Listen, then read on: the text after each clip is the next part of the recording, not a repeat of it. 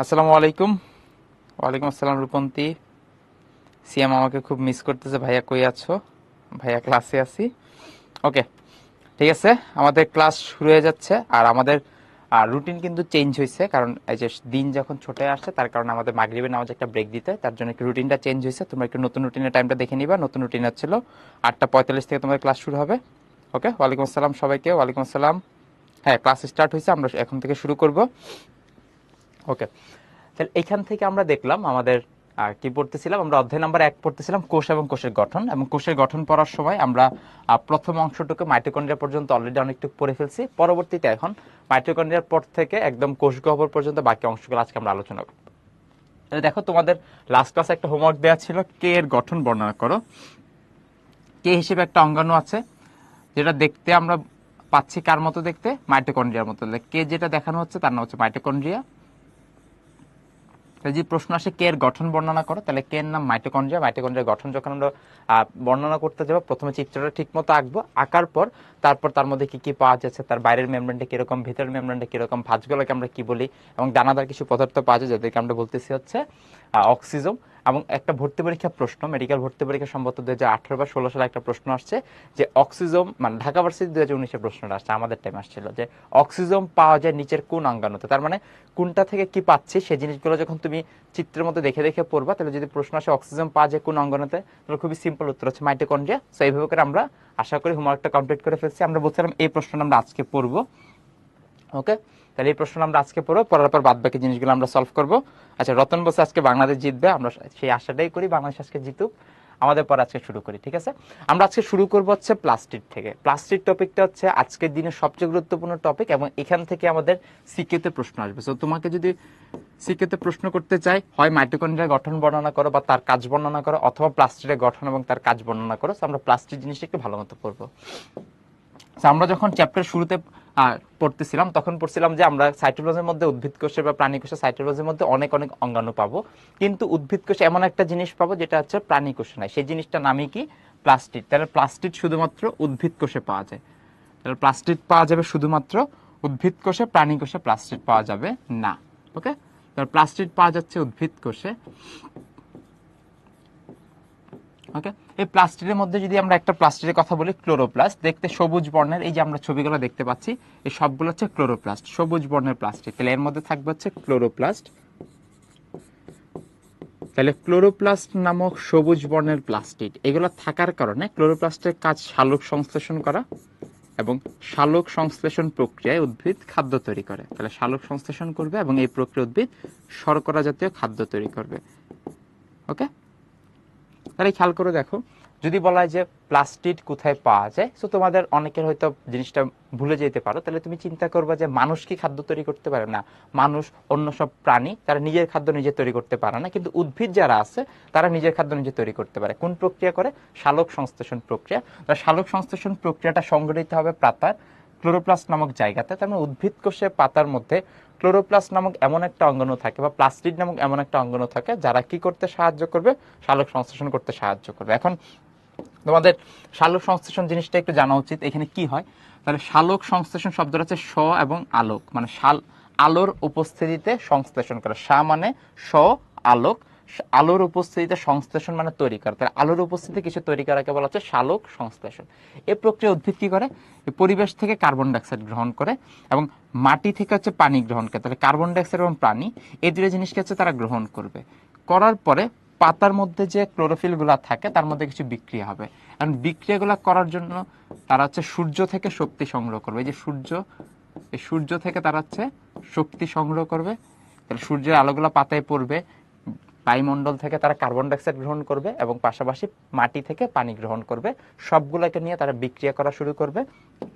বিক্রিয়া শেষে তারা তৈরি করবে হচ্ছে C6H12O6। C6H12O6 এটা হচ্ছে একটা গ্লুকোজ বা শর্করা। তাহলে C6H12O6 বা গ্লুকোজ নামক এক প্রকার শর্করা তৈরি করবে। শর্করা তৈরির পাশাপাশি তারা আরেকটা উপাদান তৈরি করবে যার নাম হচ্ছে অক্সিজেন। তাহলে খেয়াল করে দেখো, আমরা দেখলাম সালোক সংশ্লেষণ এমন একটা প্রক্রিয়া, উদ্ভিদ কোষের উদ্ভিদের যে পাতা আছে, পাতার কোষের মধ্যে ক্লোরোপ্লাস্ট নামক একটা অঙ্গাণু থাকে। সেই অঙ্গাণুর মধ্যে বায়ুমণ্ডল থেকে আসা কার্বন ডাই অক্সাইড এবং মাটি থেকে আসা পানি, তাদের উপস্থিতিতে পাতা ক্লোরোফিলে সূর্যের আলোকে ব্যবহার করে, তারা বিক্রিয়া করে অক্সিজেন এবং গ্লুকোজ তৈরি করে। এই যে অক্সিজেনটা আছে, পৃথিবীতে যত অক্সিজেন আছে, যার কারণে প্রত্যেকটা জীব প্রাণী বেঁচে আছে, সেই অক্সিজেন উৎস হিসেবে কাজ করবে এটা। তাহলে অক্সিজেন উৎপন্ন হচ্ছে কোন প্রক্রিয়া? সালোক সংশ্লেষণ প্রক্রিয়া। সালোক সংশ্লেষণ প্রক্রিয়া করার জন্য কোন অঙ্গাণু দরকার? ক্লোরোপ্লাস্ট বা প্লাস্টিড, যেটা শুধুমাত্র উদ্ভিদ কোষে পাওয়া যায়, প্রাণী কোষে পাওয়া যাচ্ছে না। ওকে, এবং আমরা বলছি যে বিক্রিয়াগুলো হয়। এখন বিক্রিয়াগুলো যদি আরেকটু ডিটেলসে দেখি যে কোথায় হয়, তাহলে কোথায় হওয়ার মধ্যে আমাদের দেখতে হবে, আমরা যদি একটা ক্লোরোপ্লাস্টকে নেই, এই যে একটা ক্লোরোপ্লাস্ট, তাকে আমরা যদি নিয়ে যদি দেখি, তার ভিতরে এরকম একটা অংশ থাকবে। ওকে, এই অংশের মধ্যে দেখো অনেকগুলা প্লেটের মতো, এই যে একটা দুইটা এরকম করে অনেকগুলা প্লেটের মতো অংশ আছে। এই প্রত্যেকটা অংশকে আমরা ডাকতেছি থাইলাকয়েড। এই প্রত্যেকটাকে আমরা কি বলবো? থাইলাকয়েড। দেখো নিচে সুন্দর করে বলা আছে, প্রত্যেকটা অংশকে আমরা বলবো থাইলাকয়েড। এই থাইলাকয়েডের মধ্যে এটিপি তৈরি বা শক্তি তৈরি করার জন্য এনজাইম থাকে। তাহলে এখানে কি থাকে? এটিপি তৈরি হয়। কোথায় এটিপি তৈরি হয়? থাইলাকয়েডের মধ্যে। কোথায় এটিপি তৈরি হয়? থাইলাকয়েডের মধ্যে। এটিপি তৈরি হওয়ার পরে সেই এটিপি বা শক্তিগুলোকে ব্যবহার করে পরবর্তীতে তারা কি তৈরি করবে? ক্যালভিন চক্রের মাধ্যমে গ্লুকোজ বা শর্করা তৈরি করবে। তাহলে দেখো এই যে থাইলাকয়েড আমরা বললাম, এই যে থলের সদৃশ জায়গাগুলোকে আমরা বলতেছি থাইলাকয়েড। আমরা একটু পরে গঠন পড়বো, কোনো সমস্যা নেই। এই থলের সদৃশ জায়গাগুলোকে বলা হচ্ছে থাইলাকয়েড, এবং থাইলাকয়েডের মধ্যে আলটিমেটলি সূর্যের আলোকে ব্যবহার করে তারা এটিপি তৈরি করে। এই যে দেখো লাইট আসতেছে, এই লাইটটাকে ইউজ করে তারা এটিপি তৈরি করবে, এবং এটিপি গুলো পরবর্তীতে ক্যালভিন চক্রের মাধ্যমে গ্লুকোজ বা শর্করা তৈরি করবে। এই যে ওভারঅল কাজকর্ম, সবগুলা কাজকর্ম সংগঠিত হচ্ছে কোষের কোন জায়গাতে? ক্লোরোপ্লাস্ট নামক জায়গাতে। তাহলে শুধুমাত্র উদ্ভিদ কোষে ক্লোরোপ্লাস্ট পাওয়া যাবে, প্রাণী কোষে পাওয়া যায় না। উদ্ভিদ কোষে আরেকটা জিনিস আছে পাওয়া যায়, যেটা প্রাণী কোষে থাকে না, তার নাম হচ্ছে কোষ প্রাচীর। উদ্ভিদ কোষে কোষ প্রাচীর থাকবে, প্রাণী কোষে সেই কোষ প্রাচীরটা থাকবে না। এখন এইখান থেকে তোমাদেরকে আরেকটা জিনিস পড়া দিই। আমরা বলছি পরিবেশ থেকে পাতার মধ্যে কার্বন ডাইঅক্সাইড ঢুকবে, অক্সিজেন গুলো বের হবে। এই যে কার্বন ডাইঅক্সাইড প্রবেশ করে অক্সিজেন বের হওয়া, বেরোর জন্য পাতার মধ্যে বিশেষ একটা অঙ্গ থাকে, এরকম ছিদ্রের মতো অংশ থাকে পাতার মধ্যে, এরকম ছিদ্রের মতো অংশ থাকে। এই ছিদ্রগুলোকে বলা হয় পত্ররন্ধ্র। তাহলে নামটা একটু জেনে রাখি আমরা। তাহলে পাতার মধ্যে অক্সিজেন এবং কার্বন ডাইঅক্সাইড বিনিময় করার জন্য যে ছিদ্রগুলো থাকে, ছিদ্রগুলোকে বলা হচ্ছে পত্ররন্ধ্র। পত্র মানে পাতা, আর রন্ধ্র মানে হচ্ছে ছিদ্র। তাহলে পাতার মধ্যে যে ছিদ্রগুলো পাওয়া যায় তাকে বলা হচ্ছে পত্ররন্ধ্র। ওকে ওকে, আচ্ছা, এটিপি কি মাইটোকন্ড্রিয়াতে তৈরি হয় না? বর্ণ সুন্দর একটা প্রশ্ন করছে, তোমার উত্তরটা আমি দিচ্ছি। ঠিক আছে বর্ণ, আমরা একটু পরে যখন পড়বো তোমার প্রশ্ন এখানেই শেষ হয়ে যাবে। তার আমরা দেখলাম উদ্ভিদ কোষ, প্লাস্টিড হচ্ছে উদ্ভিদ কোষের একটা বিশেষ বৈশিষ্ট্য। প্লাস্টিডের মধ্যে 3 প্রকার প্লাস্টিড আছে, ক্লোরোপ্লাস্ট, ক্রোমোপ্লাস্ট, লিকোপ্লাস্ট। এর মধ্যে সবুজ বর্ণের প্লাস্টিডকে বলা হয় ক্লোরোপ্লাস্ট, কারণ তার মধ্যে ক্লোরোফিল থাকে। তাহলে পাতার মধ্যে যারা সবুজ কালার, তাদের সবার মধ্যে ক্লোরোফিল আছে, এবং ক্লোরোফিল নামক সবুজ রঞ্জক পদার্থের কারণে পাতার মধ্যে তাদের কালারটা হচ্ছে সবুজ দেখা যায়। এবং ক্লোরোফিলের সাহায্যে সূর্যের আলোকে ব্যবহার করে পাতার কার্বন ডাইঅক্সাইড গ্রহণ করে, মাটি থেকে পানি গ্রহণ করে, তাদেরকে বিক্রিয়া শেষে তারা হচ্ছে অক্সিজেন এবং গ্লুকোজ উৎপন্ন করে। এই অক্সিজেন এবং গ্লুকোজ হচ্ছে যত শর্করা জাতীয় খাদ্য আছে তার উৎস হিসেবে কাজ করে, আর অক্সিজেন হচ্ছে পৃথিবীতে যত অক্সিজেন আছে তার উৎস হিসেবে কাজ করে। পাতার মধ্যে যে বিশেষ ছিদ্রগুলো থাকে, সেই ছিদ্রগুলোকে আমরা বলতেছি পত্ররন্ধ্র। পত্র শব্দ অর্থ পাতা, রন্ধ্র মানে ছিদ্র। এই পত্ররন্ধ্রের মাধ্যমে অক্সিজেন এবং কার্বন ডাইঅক্সাইডের বিনিময় হয়। এটা দিয়ে হচ্ছে কার্বন ডাইঅক্সাইড প্রবেশ করবে, এখান দিয়ে হচ্ছে অক্সিজেনটা বেরিয়ে আসবে। ওকে, আমরা যদি কোন জায়গাতে বিক্রিয়াগুলো হয় তাকে আমরা বলছি ক্লোরোপ্লাস্ট। তার ভিতরে গঠনটা যদি একটু দেখি, তার মধ্যে অনেকগুলা অংশ থাকবে যাকে বলা হচ্ছে থাইলাকয়েড, এবং থাইলাকয়েডের মধ্যে এটিপি তৈরি হয় সূর্যের আলোকে ব্যবহার করে। সেই এটিপি গুলোকে পরবর্তীতে ক্যালভিন চক্রের সাহায্যে গ্লুকোজে রূপান্তর করা হয়। ওকে, এতটুকু পর্যন্ত এটা হচ্ছে সামারি। এবার সেই পরবর্তীতে আমাদের কি লাগবে? প্রথম প্রশ্ন হচ্ছে প্লাস্টিড আবিষ্কার করেন কে? তাহলে প্লাস্টিড আবিষ্কার করেন হচ্ছে বিজ্ঞানীর নাম হচ্ছে শিম্পার। তাহলে প্লাস্টিড আবিষ্কার করেন বিজ্ঞানীর নাম কি? শিম্পার। নামটা একটু মুখস্থ করে রাখতে হবে। তাহলে প্লাস্টিড আবিষ্কার করেন কে? শিম্পার। ওকে, এরপর এখান থেকে পরবর্তীতে প্লাস্টিকের প্রকারভেদ আমাদের লাগবে, 100% মুখস্থ করবো আমরা এটা। আমরা দেখলাম প্লাস্টিক হচ্ছে 3 প্রকার। 3 প্রকারটাকে আমরা যদি আগে ভাগ করতে চাই, একটা হচ্ছে বর্ণযুক্ত আর একটা হচ্ছে বর্ণবিহীন। তাহলে বর্ণহীন মানে কোনো কালার নাই। বর্ণহীন শব্দটাকে ইংরেজিতে বলা হয় লিওকো। বর্ণহীন শব্দকে ইংরেজিতে বলা হয় কি? লিওকো। তাহলে লিওকো শব্দের অর্থ হচ্ছে বর্ণহীন। লিওকো শব্দ মানে কি? বর্ণহীন। তাহলে লিওকো শব্দের মানে হচ্ছে বর্ণহীন। তাহলে বর্ণহীন প্লাস্টিককে আমরা বলবো লিকোপ্লাস্ট। তাহলে বর্ণহীন প্লাস্টিককে বলা হয় লিউকোপ্লাস্ট। ওকে, তাহলে বর্ণহীন প্লাস্টিককে আমরা বলবো লিউকোপ্লাস্ট। বাদ বাকি বর্ণযুক্ত। এখন বর্ণটা হইতে পারে সবুজ বর্ণ, বর্ণটা হইতে পারে অন্য কালার। তাহলে যারা সবুজ বর্ণের হবে, তাহলে সবুজ বর্ণ হলে তাকে আমরা বলবো হচ্ছে ক্লোরোপ্লাস্ট। কেন তার বর্ণ সবুজ হবে? সবুজ হবে কারণ হচ্ছে তার মধ্যে ক্লোরোফিল থাকে। তাহলে ক্লোরোপ্লাস্ট হচ্ছে সবুজ বর্ণের, কারণ তার মধ্যে ক্লোরোফিল নামক রঞ্জক পদার্থ পাওয়া যায়। ক্লোরোফিল নামক রঞ্জক পদার্থ পাওয়া যায়। ক্রোমো শব্দের অর্থ হচ্ছে রঙিন। ক্রোমো শব্দের অর্থ কি? রঙিন। তাহলে ক্রোমো শব্দটা আসছে ক্রোমো থেকে এবং তার অর্থ হচ্ছে রঙিন। তাহলে সবুজ বাদে অন্য যে কোনো কালার থাকলে তাকে আমরা বলবো রঙিন। তাহলে হচ্ছে সবুজ ছাড়া অন্য যে কোনো কালার, সবুজ ছাড়া অন্য যে কোনো কালার যদি হয় তাহলে তাদেরকে আমরা বলতেছি হচ্ছে রঙিন বর্ণ বা ক্রোমোপ্লাস্ট। আমরা দেখলাম প্লাস্টিক হচ্ছে বর্ণযুক্ত হতে পারে, বর্ণহীন হতে পারে। বর্ণযুক্ত কারা? যাদের ক্ষেত্রে কালার থাকবে, সেই কালারটা হয় সবুজ কালার হবে অথবা অন্য কোনো কালার হবে। সবুজ কালার হলে তাকে আমরা বলবো ক্লোরোপ্লাস্ট, কারণ তার মধ্যে ক্লোরোফিল থাকবে। আর সবুজ বাদে অন্য যে কোনো কালার হোক, লাল, নীল, হলুদ, কমলা, যাই হোক না কেন, তখন আমরা তাকে বলবো ক্রোমোপ্লাস্ট। তাহলে রঙিন বর্ণের প্লাস্টিককে বলা হয় ক্রোমোপ্লাস্ট, সবুজ বর্ণের প্লাস্টিককে বলা হয় ক্লোরোপ্লাস্ট এবং বর্ণহীন প্লাস্টিককে বলা হয় লিউকোপ্লাস্ট। এটুক পড়ার পরে এবার তাদের কাজ পড়তে হবে কিরকম। যেটা রঙিন তার কাজ কি? তাহলে রঙিন প্লাস্টিকের কাজ হচ্ছে পরাগায়নের সহায়তা করা। পরাগায়ন মানে কি? এই যে তারা কালারফুল হচ্ছে হওয়ার কারণে অন্য একটা পোকামাকড়কে আকৃষ্ট করবে। পোকামাকড়গুলো যদি ফুলের মধ্যে এসে বসে, সেই জায়গা থেকে তারা পরবর্তীতে ফুলের যে পরাগরেণু আছে সেটাকে এক জায়গা থেকে আরেক জায়গায় নিয়ে যায়। তাহলে রঙিন প্লাস্টিক যারা আছে তাদের কাজ পরাগায়নে সহায়তা করা। কিসে সহায়তা করা? পরাগায়নে। যারা সবুজ বর্ণের আছে তাদের ক্ষেত্রে আমরা অলরেডি জানি সবুজ বর্ণের প্লাস্টিক, তাদের কাজ হচ্ছে সালোক সংশ্লেষণ করে খাদ্য তৈরি করা। তাহলে তাদের কাজ সালোক সংশ্লেষণ করা। এই প্রক্রিয়া তারা কি তৈরি করবে? খাদ্য তৈরি করবে। আর যারা আছে লিউকোপ্লাস্ট বা বর্ণহীন, এই লিউকোপ্লাস্ট বা বর্ণহীন প্লাস্টিকগুলা তাদের কাজ হচ্ছে খাদ্যকে সঞ্চয় করে রাখা। যেহেতু তাদের কোনো বর্ণ নাই, সে কি তারা বর্ণ না থাকার কারণে সালোক সংশ্লেষণ করতে পারবে না, পরাগায়নে সাহায্য করতে পারবে না। তাহলে তাদের কাজ খাদ্যকে সঞ্চয় করা। তাহলে খাদ্য সঞ্চয়কারী প্লাস্টিককে বলা হয় লিউকোপ্লাস্ট। খাদ্য সঞ্চয়কারী প্লাস্টিককে বলা হচ্ছে লিউকোপ্লাস্ট। ওকে, এইখান থেকে পরবর্তীতে তোমাদের মাথায় প্রশ্ন আসতে পারে যে কখন আমরা লাল কালার থাকলে কি বলবো, বাদামি কালার থাকলে কি বলবো, হলুদ কালার থাকলে আমরা কি বলবো, তাই না? এই যে হলুদ থাকলে আমরা কি বলবো, কমলা কালার থাকলে আমরা কি বলবো। ওকে, এরকম অনেকগুলো কালার আছে, কোন কালার থাকলে আমরা তাকে কি নামে ডাকবো। তাহলে খেয়াল করে দেখো, লাল কালারকে ইংরেজিতে বলা হয় রেড, তাই না? লাল শব্দের মানে ইংরেজি হচ্ছে রেড। তাহলে রেড থেকে মনে থাকবে না রোডোপ্লাস্ট। লাল বর্ণের প্লাস্টিককে বলা হবে রোডোপ্লাস্ট। রেড মানে লাল, তাহলে রেড থেকে রোডোপ্লাস্ট। ওকে, তারপর দেখো ক্যারোটিন বানানটা যদি একটু খেয়াল করি, ক্যারোটিন বানানটা ক দিয়ে শুরু হয়েছে এবং কমলা বানানটা ক দিয়ে শুরু হয়েছে। তাহলে ক্যারোটিন হচ্ছে কমলা বর্ণের, তাহলে কমলা বর্ণের প্লাস্টিককে বলা হচ্ছে ক্যারোটিন। ক্যারোটিনের বর্ণ কি থাকবে? কমলা বর্ণ। তাহলে ক্যারোটিনোপ্লাস্টকে আমরা বলবো কমলা বর্ণের প্লাস্টিক। জ্যান্থোফিল, জ্যান্থোফিলের মধ্যে দেখো তো, জ্যান্থো বানানটা একটু খেয়াল করি, জ্যান্থো।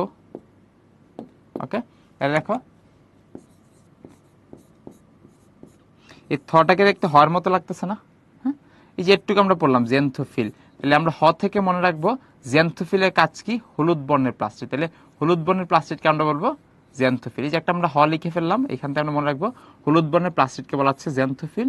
আর বাকি আছে বাদামি বর্ণ, মুখস্থ করে ফিউপ্লাস্ট। তাহলে আমরা দেখলাম ক্রোমোপ্লাস্ট মানে তার রঙিন হবে, সেটা হতে পারে লাল কালার, হতে পারে বাদামি কালার, হতে পারে হলুদ কালার, হতে পারে কমলা কালার। কমলা থেকে ক্যারোটিন, কতে কমলা, কতে ক্যারোটিন, হতে হলুদ, হতে জ্যান্থোফিল, লতে লাল, লালকে ইংরেজিতে বলা হচ্ছে রেড, তাহলে রোডোপ্লাস্ট। তাহলে লাল বর্ণের ক্রোমোপ্লাস্টকে বলা হচ্ছে রোডোপ্লাস্ট, আর বাদামি বর্ণকে বলা হচ্ছে ফিউপ্লাস্ট। তাহলে প্রত্যেকটা নাম কিন্তু আলাদা আলাদা করে পড়তে হবে। তাহলে বর্ণযুক্ত প্লাস্টের মধ্যে ক্রোমোপ্লাস্ট, ক্রোমোপ্লাস্টের মধ্যে লাল বর্ণ, বাদামি বর্ণ, হলুদ বর্ণ, কমলা বর্ণ, অন্য কোনো কালারও থাকতে পারে, সমস্যা নেই। সবুজ বর্ণের প্লাস্টিকগুলোকে বলা হয় ক্লোরোপ্লাস্ট। কেন তার বর্ণ সবুজ? কারণ তার মধ্যে ক্লোরোফিল থাকে। ক্লোরোফিল হচ্ছে এক প্রকারের রঞ্জক পদার্থ, যার কারণে বর্ণটা সবুজ দেখায় এবং তাদের কাজ সালোক সংশ্লেষণ প্রক্রিয়া খাদ্য উৎপাদন করা। বর্ণহীন প্লাস্টিককে বলা হয় লিউকোপ্লাস্ট। লিউকোপ্লাস্ট শব্দটা আছে লিউকো থেকে, লিউকো মানে বর্ণহীন। এখন বর্ণহীন প্লাস্টিকের কাছে খাদ্য সঞ্চয় করে। এখন কোন ধরনের খাদ্য সঞ্চয় করবে তার উপর নির্ভর করে তাকে আবার 3 প্রকারে ভাগ করা যায়। পরীক্ষা প্রশ্ন আসবে লিউকোপ্লাস্টে খাদ্য সঞ্চয়ের উপর নির্ভর করে কত প্রকার? 3 প্রকার, অ্যামাইলোপ্লাস্ট, অ্যালিউরোপ্লাস্ট, ইলায়োপ্লাস্ট। তাহলে মনে রাখার উপায় কি? মনে রাখার উপায় পড়া দিয়ে পড়া মনে রাখতাম আমি। তাহলে অ্যামাইলোপ্লাস্ট থেকে পড়তাম অ্যামাইলেজ। তোমরা যখন শর্করার গঠন পড়বা একটা শব্দ পাবা অ্যামাইলেজ, আর একটা শব্দ পাবা হচ্ছে অ্যামাইলোপেকটিন। একটা হচ্ছে অ্যামাইলেজ আর একটা কি? অ্যামাইলোপেকটিন। অ্যামাইলেজ আর একটা কি?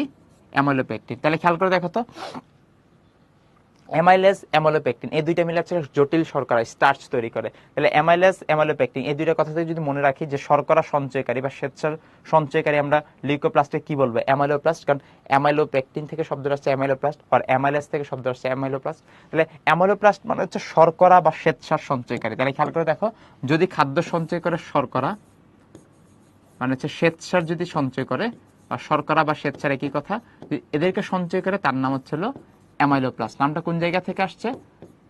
নামটা আসছে হলো অ্যামাইলোজ এবং হচ্ছে অ্যামাইলোপেকটিন। ওকে, ঠিক আছে। এরপর দেখে আমরা পড়তাম এরকম, দেখো এখান থেকে পড়তাম হচ্ছে ইলায়ো। ইলায়ো শব্দটা আমি পড়তাম হচ্ছে ইয়ালো। ইলায়ো শব্দ পড়তাম ইয়ালো। ইয়ালো মানে কি? হলুদ বর্ণ। চর্বির কালার কি? হলুদ। তাহলে চর্বি জমা রাখে যে প্লাস্টিক বা স্নায়ু জাতীয় পদার্থ যারা জমা রাখে তার নাম হচ্ছে ইলায়োপ্লাস্ট। আমরা দেখলাম লিউকোপ্লাস্ট তিন প্রকার, অ্যামাইলো, অ্যালিওরো, ইলায়োপ্লাস্ট। অ্যামাইলোপ্লাস্ট মানে শর্করা বা স্বেচ্ছার সঞ্চয়কারী। অ্যালিওরোপ্লাস্ট পড়ি না এখনো। ইলায়ো থেকে আমরা পড়লাম, ইলায়ো শব্দটা থেকে ইয়ালো। ইয়ালো মানে কি? চর্বি। তাহলে চর্বি সঞ্চয়কারী লিউকোপ্লাস্টকে বলা হয় ইলায়োপ্লাস্ট। তাহলে বাকি আছে প্রোটিন, কারণ আমরা খাদ্যের প্রধান উপাদান তিনটা পাচ্ছি, শর্করা, আমিষ, চর্বি। শর্করা মানে হচ্ছে অ্যামাইলোজ, অ্যামাইলোপেকটিন, সেখান থেকে অ্যামাইলোপ্লাস্ট। চর্বি দেখতে হলুদ কালার, ইলায়োপ্লাস্ট। বাকি আছে প্রোটিন, তাহলে প্রোটিন সঞ্চয়কারী কেউ আমরা বলবো, প্রোটিন থাকলে উত্তর হচ্ছিল এলিরোপ্লাস্ট।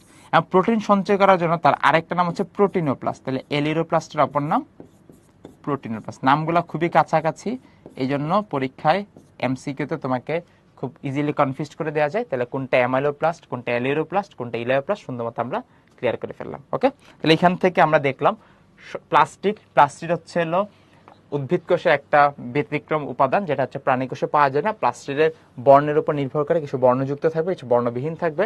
বর্ণযুক্ত প্লাস্টিকের মধ্যে ক্রোমোপ্লাস্ট, ক্লোরোপ্লাস্ট, আর বর্ণহীন প্লাস্টের মধ্যে লিউকোপ্লাস্ট। প্রত্যেকটা কাজ, ক্রোমোপ্লাস্টে যেহেতু বর্ণযুক্ত, তারা ছিল ফুল, ফল, পাপড়িতে এগুলোতে থাকতে পারে, ফুলটাকে আকর্ষণীয় করে পরাগায়নের সহায়তা করবে। ক্লোরোপ্লাস্ট সবুজ বর্ণে, তাদের কাজ হচ্ছে সালোক সংশ্লেষণ প্রক্রিয়া খাদ্য উৎপাদন করা। আর লিউকোপ্লাস্ট যেহেতু বর্ণহীন, তার কাজ খাদ্যগুলোকে জমা রাখা।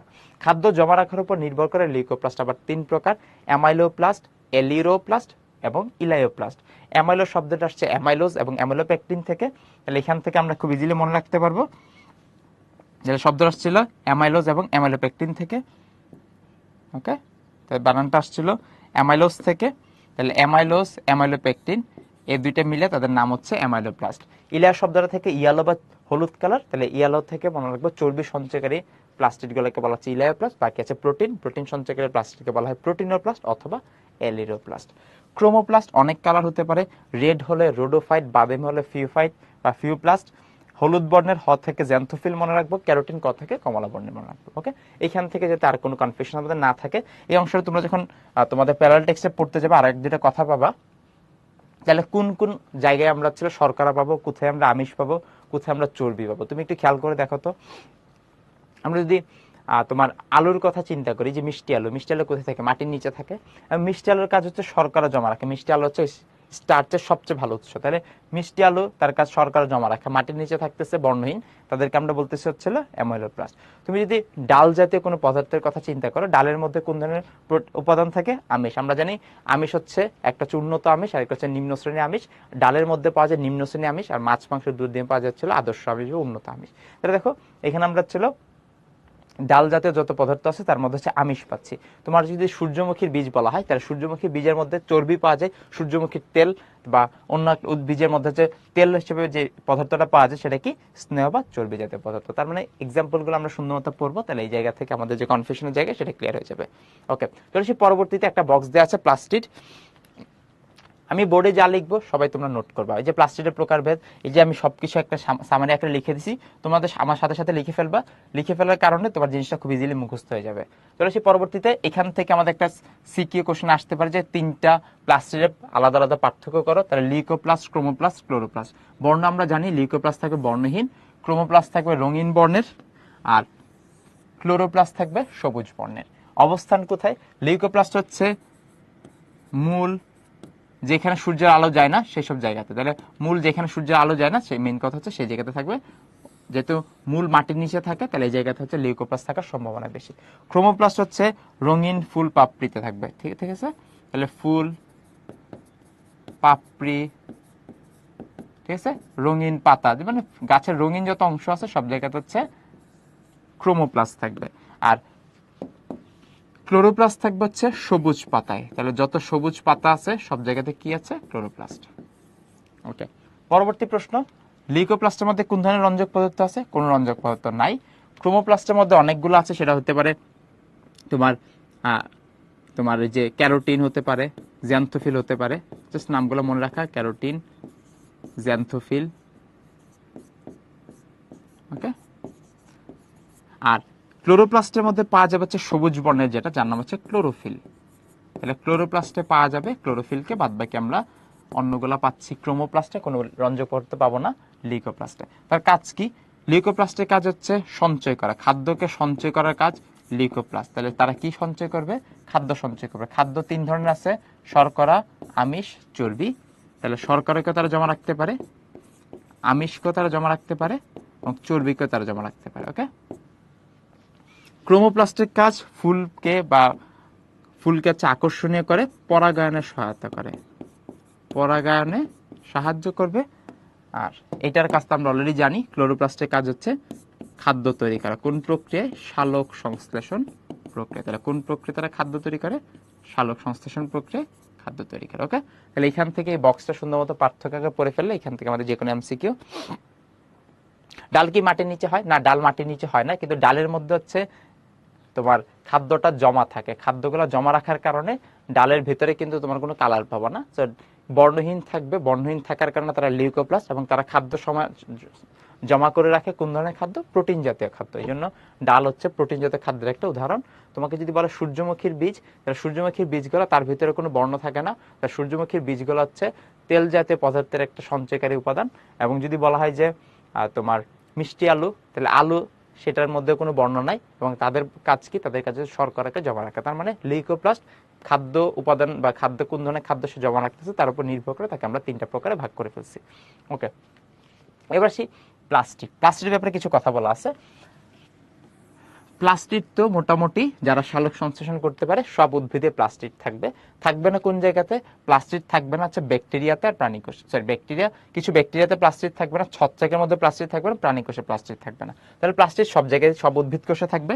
প্লাস্টিক হতে পারে উন্নত শ্রেণীর উদ্ভিদ, প্লাস্টিক পাওয়া যেতে পারে উন্নত শ্রেণীর উদ্ভিদে। ওকে, উন্নত শ্রেণীর উদ্ভিদে যে প্লাস্টিক গুলা পাওয়া যায় তারা দেখতে হচ্ছে লেন্স আকৃতির হয়। উন্নত শ্রেণীর উদ্ভিদে প্লাস্টিক দেখতে কি আকৃতির হবে? লেন্স আকৃতি। দেখতে হচ্ছে এরকম আকৃতির হবে।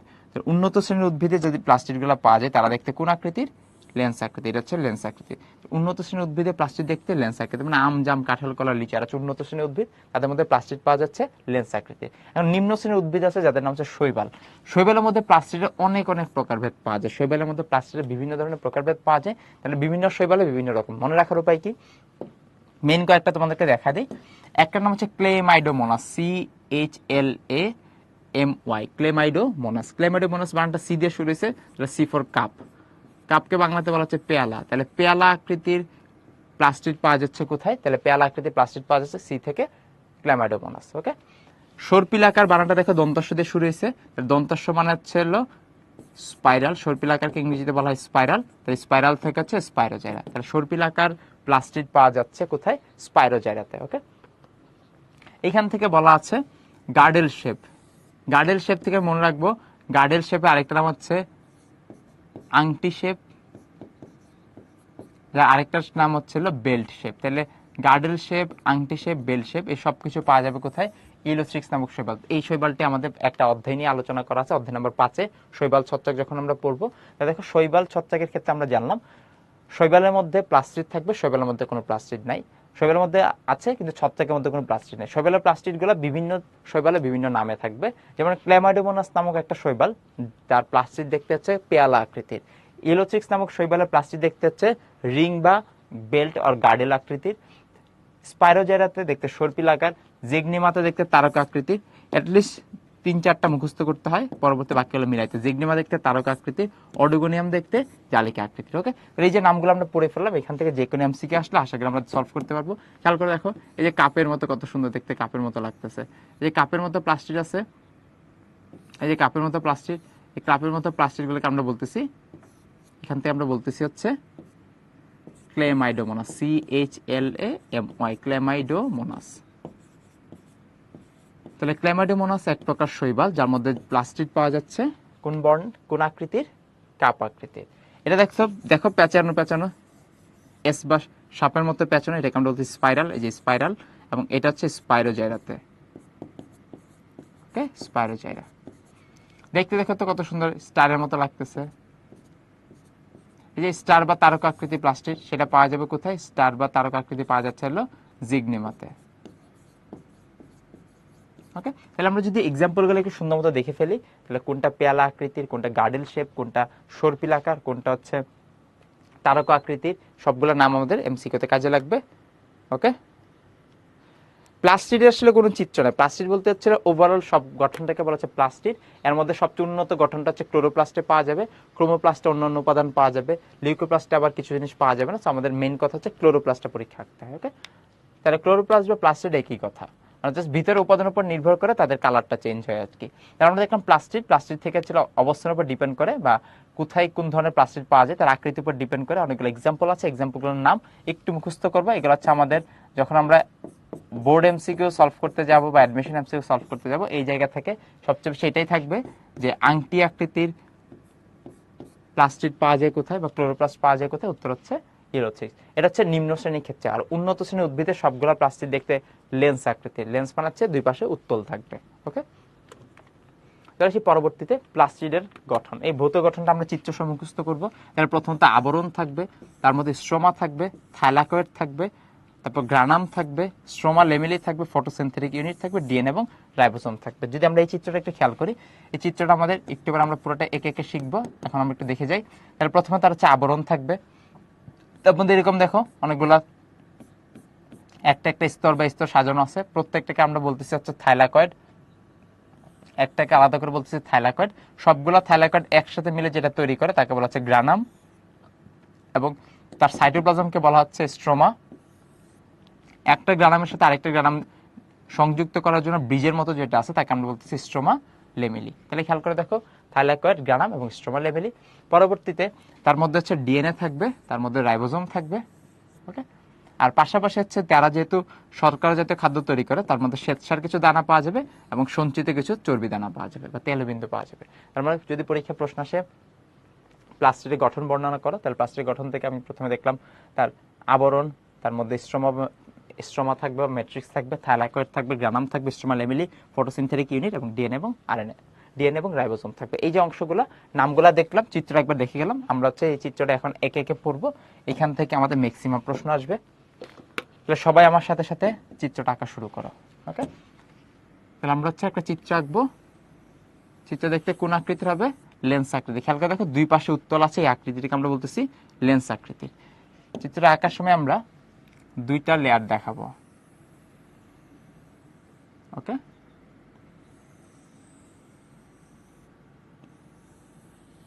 তাহলে দুইটা লেয়ার দেখে আমরা অলরেডি বুঝে ফেলছি কোনটা বাইরের আবরণ কোনটা ভেতরের আবরণ। তাহলে এই আবরণটাকে আমরা বলবো হচ্ছিল বহি আবরণ, আর পরের ভেতরে যে আবরণটা আছে তাকে আমরা বলবো অন্ত আবরণ। তাহলে আমরা আবরণ দেখলাম দুইটা, একটা হচ্ছে বহি আবরণ আর একটা হচ্ছে অন্ত আবরণ।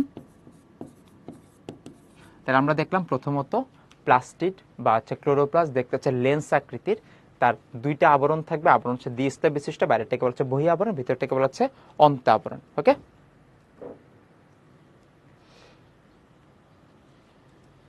প্লাস্টিডে তো সবই আছে, তাও এটা জীব নয় কেন? আল্লাহ, প্লাস্টিডে সব থাকলে তার সাথে জীবের কি সম্পর্ক? আচ্ছা ঠিক আছে, বরং এমন একটা কোশ্চেন করছে যার কোশ্চেনেই কোনো বেসিস নাই।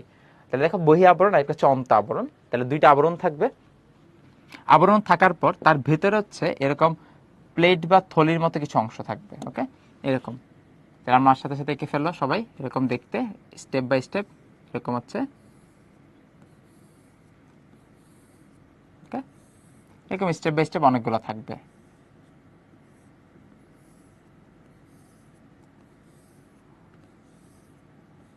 ওকে,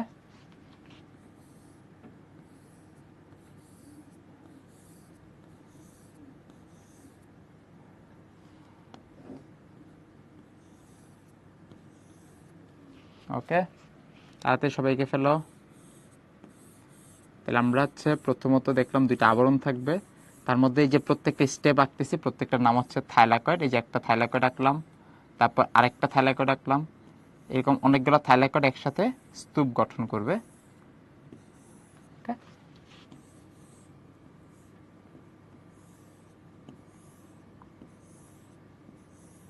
ওকে, এরকম করে সবাই চিত্রটা আঁকো। তাহলে আমরা প্রথমত আঁকলাম দুইটা আবরণ, তারপর থাকবে হচ্ছে অনেকগুলা স্টেপ বাই স্টেপ, প্রত্যেকটা স্টেপকে, প্রত্যেকটা স্তরকে আমরা বলতেছি হচ্ছে থাইলাকয়েড, প্রত্যেকটাকে আমরা বলতেছি থাইলাকয়েড। অনেকগুলো থাইলাকয়েড যখন একসাথে হয়, যে অনেকগুলো থাইলাকয়েড যখন একসাথে হয় তখন তার নাম হয়ে যাবে হচ্ছে গ্রানাম। গ্রানাম হচ্ছে এক বচন, তাহলে বহু বচনে তাকে বলা হয় গ্রানা। তাহলে একটা গ্রানাম, একটা গ্রানাম, অনেকগুলো গ্রানামকে আমরা বহু বচনে গ্রানা বলবো, মোটা উঠে যাবে। ওকে, এরপর আসি তার মধ্যে হচ্ছে সাইটোপ্লাজম থাকবে, যে তার মধ্যে যে তরল অংশ থাকবে। তাহলে আমরা জানি প্রত্যেকটা অঙ্গাণুর মাঝখানে হচ্ছে ভিতরে হচ্ছে তরল অংশ থাকে, এই তরল অংশগুলোকে আমরা তার সাইটোপ্লাজম বলি বা ম্যাট্রিক্স বলি, তাই না? আমরা মাইটোকন্ড্রিয়াতে পড়ে আসছি ম্যাট্রিক্স, আর এখানে আমরা পড়তেছি হচ্ছে ক্লোরোপ্লাস্ট। ক্লোরোপ্লাস্টের ক্ষেত্রে তার নাম আর ম্যাট্রিক্স থাকবে না, তার নামটা চেঞ্জ হয়ে যাবে। তাহলে ক্লোরোপ্লাস্টের ম্যাট্রিক্সকে আমরা তখন কি নামে চিনবো? এটা হচ্ছে ক্লোরোপ্লাস্ট, তার ম্যাট্রিক্সকে আমরা তখন চিনবো স্ট্রোমা নামে। তাহলে তার ম্যাট্রিক্সকে আমরা কি নামে চিনতেছি? স্ট্রোমা। তাহলে খেয়াল করে দেখো, প্রথমত দুটো আবরণ, বহি আবরণ, অন্ত আবরণ, তার ভিতরে থলে সদৃশ অনেকগুলো থাকবে, সেই প্রত্যেকটা থলে বা প্লেটকে বলা হয় থাইলাকয়েড। স্টেপ বাই স্টেপ অনেকগুলো জমা হয়ে তৈরি করবে গ্রানাম, এবং গ্রানামগুলো হচ্ছে এক বচন, বহু বচনে তাকে বলা হচ্ছে গ্রানা। তার সাইটোপ্লাজমকে বলা হচ্ছে স্ট্রোমা। যেটা আমরা যা কিছু ডট ডট দেখালাম সবকিছু তার স্ট্রোমা। এবং স্ট্রোমাগুলোর মধ্যে কি থাকবে? এই যে দেখো, এখানে একটা থাইলাকয়েড আছে, এখানে একটা থাইলাকয়েড, তাদের মাঝখানে একটা সংযোগ তৈরি হবে। এই থাইলাকয়েডের সাথে এই থাইলাকয়েড একটা সংযোগ তৈরি হবে। তার মানে খেয়াল করে দেখো, একটার সাথে আরেকটা সংযোগ তৈরি হচ্ছে। এই যে সংযোগ তৈরিকারী যে ব্রিজগুলো আছে, এই ব্রিজগুলোকে বলা হচ্ছে স্ট্রোমা লেমেলি। এই যে দেখো, প্রত্যেকটা ব্রিজকে কি বলা হচ্ছে? স্ট্রোমা লেমেলি। তাহলে এই যে প্রত্যেকটা ব্রিজকে আমরা বলবো স্ট্রোমা লেমেলি। ওকে, স্ট্রোমা লেমেলি। ক্লিয়ার? তাহলে এখান থেকে আমরা প্রথমত থাইলাকয়েড চিনলাম, গ্রানাম চিনলাম, স্ট্রোমা লেমেলি চিনলাম, কোনটাকে স্ট্রোমা বলে একটু চিনলাম। চিনার পরে এবার কিছু ব্যতিক্রম পড়াশোনা আসবে। তার মধ্যে হচ্ছে ডিএনএ থাকে।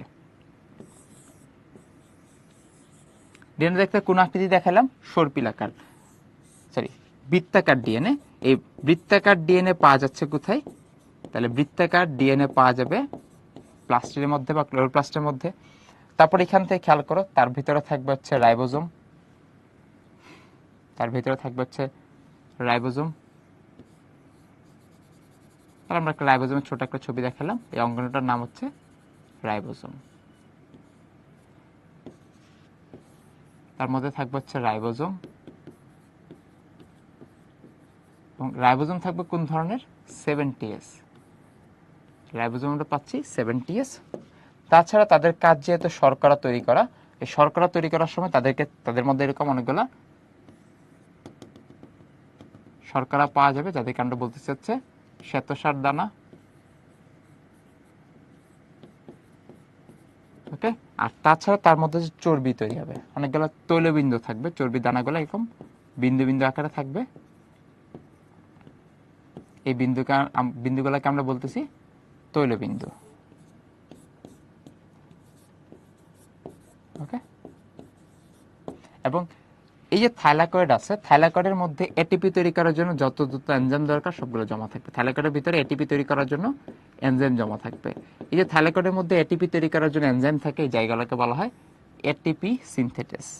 ওকে, তাহলে এই যে থাইলাকয়েডের মধ্যে এটিপি তৈরি করার যে জায়গা আছে, তাদেরকে আমরা কি নামে চিনব? এটিপি সিনথেটেস। এটিপি সিনথেটেস। ওকে, তাহলে অপরে আমরা যেটা আঁকলাম, এই চিত্রটা হচ্ছে